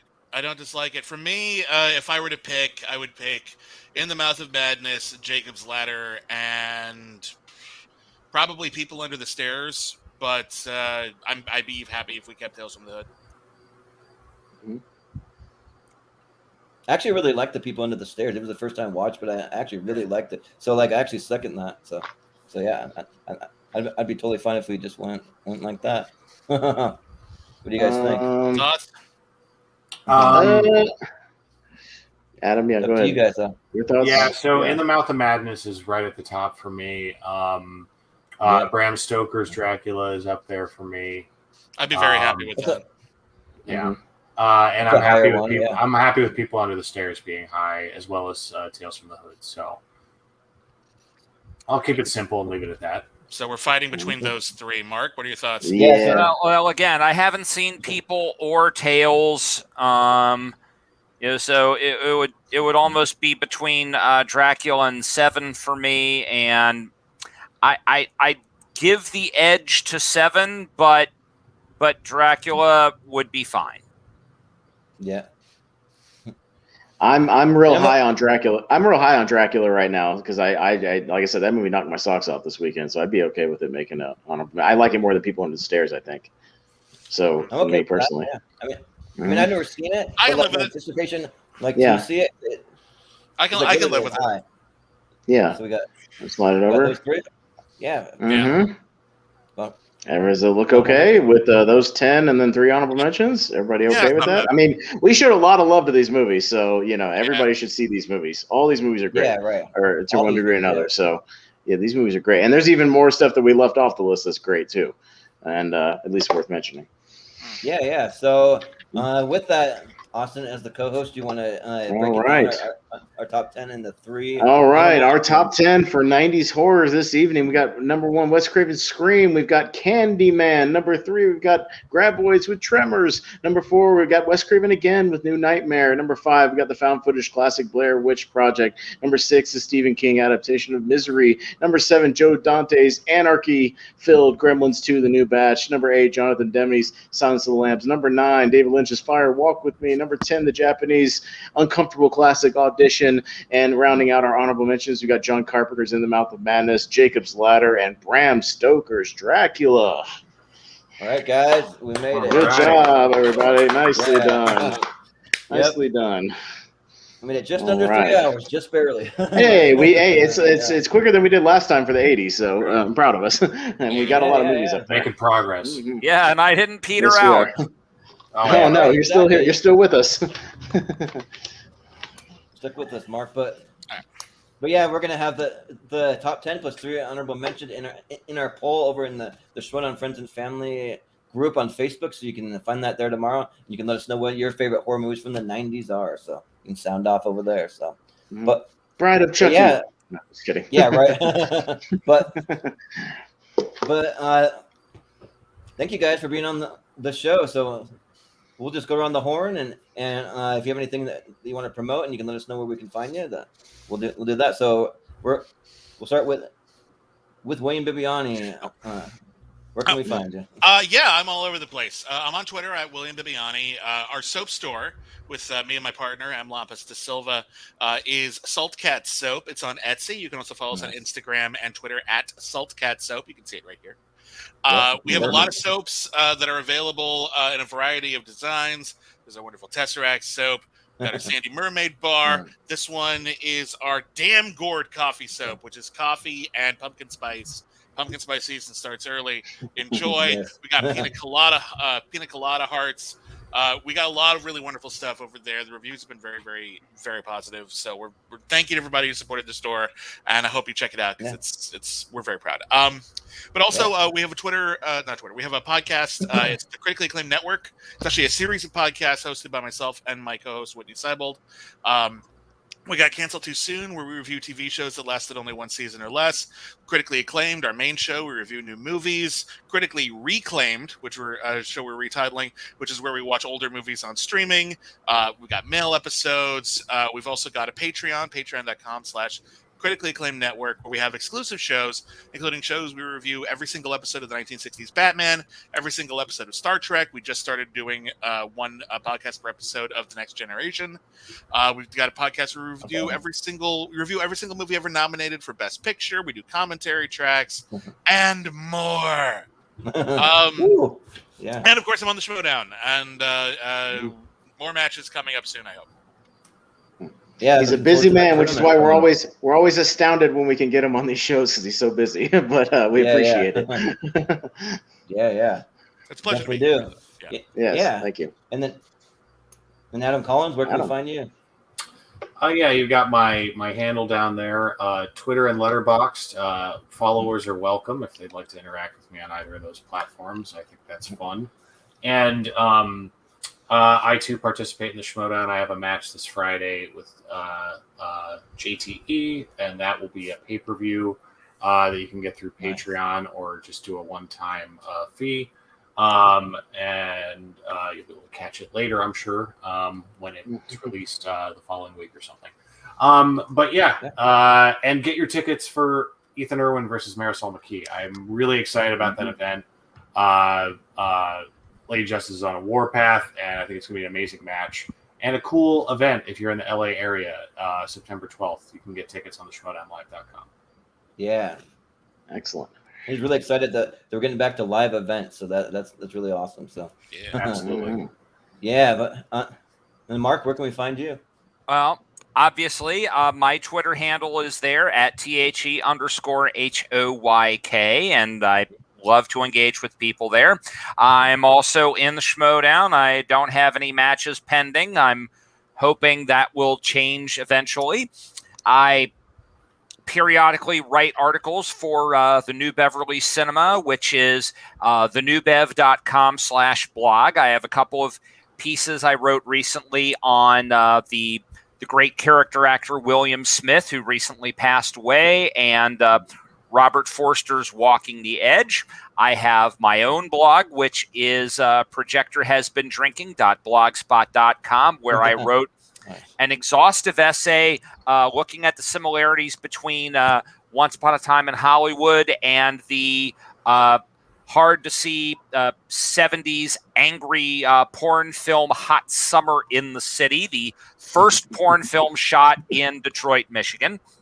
And I've also been doing a terrific podcast with Bea Peterson on her Screens Margins podcast network. We have one podcast devoted to Dorothy Arzner, the first woman director in the major studio system called Dance Dorothy Dance. And we have a side adjunct podcast to that, which will be popping up in the next few weeks, called Friends of Dorothy, about the female collaborators that wrote movies but did not direct them during that era. So I contain multitudes. Awesome, yeah. He truly does. Check And out. Yeah. He truly does. And I'm sorry, I meant to mention, I started a show that I'm doing with Video Drew on her channel. It's every other Saturday called Why We Like This. We're doing our next episode this Saturday, Nice. the 21st. So check that out, please. Trying to Yeah. get the word out. I'm so jealous you get to work with Video Drew. We know. love The opportunity. Video Drew. Yes, we love her. She's the best. She There was will my be very guests. first- There will be more Yep. guests, gentlemen, Yeah, for sure. Video Drew was my very first guest from the Schmodown on my show, and like literally when she said yes, I wanted to cry when I had her on. I was like, yes, she's coming on my show. I'm so happy. Yes. Yeah. So We're having So, a yeah, lot but- of fun on that show talking about things like the Twister ripoff tornado and, Nice. lots of things. Not just Yeah. that. right. Just that Well- every week. We'll have to tune in to find out, I guess. Yeah, but Austin, do you have anything you want to promote? I mean, I'm all over this channel, Movie Hero Network. I co-host a lot of shows with Jordan most of the time. This Friday, we're going to be doing another edition of Tournament Fights, which is a lot of fun. We throw 64 things into a March Madness bracket and see what comes out on top. We're going to be doing recurring SNL characters this Friday, so that's going to be a lot of fun. And just for SNL Yeah. fans. So all the big returning recurring SNL characters, we're going to see who comes out on top. And we have a My podcast money's on called Fred Podcast Garvin, League Now. Male Prostitute. Red Carpet, Yes. Male Prostitute, yeah. Yeah. Sure. Dan Aykroyd. Hey, yeah. good. Yeah, right. And and I just want to tease again our panelists. Sometime in late September, we'll be doing our final decade we haven't hit yet, which is the 70s. So if anybody wants to come back for 70s horror, That's we're going to be exciting. doing that in late September. So before we hit our Halloween show, About that's a 1 big month one. from So today. Yeah. well, yeah, we're very excited about that. We'll nail down a date soon and start reaching out to everybody. All right. Well, yeah, and I All will right. say for our show this Friday, we're gonna have a couple of cool guests. We're gonna have Adam Gertler and Jen Kemp joining us to talk SNL, so that should be a super fun time. And then coming up next week, we're gonna be doing a tier ranker fight on the best '90s comedies of all time. It'll be the best '90s sitcom comedy, so that'll be TV, I should say. And we're gonna have Chance Ellison joining us for that episode, so that'll be fun. We're not going to be doing too much else that week because I'm actually getting ready to move into a new house, so that's coming up soon. So you'll see 2 episodes from this spot, and then from then on I'll be in a new place. So yeah. But also you can find us over in the Schmodown Friends and Family group over on Facebook. So if you want to come and you want to talk Schmodown, if you have anything you want to promote, we allow you to promote your content to your heart's content. So you can definitely do that over there. So. But yeah, this has been great. So thank you again. And for William, for Adam, for Mark, for Austin, I've been Jordan Movie Hero Anderson, and we will see you guys next time.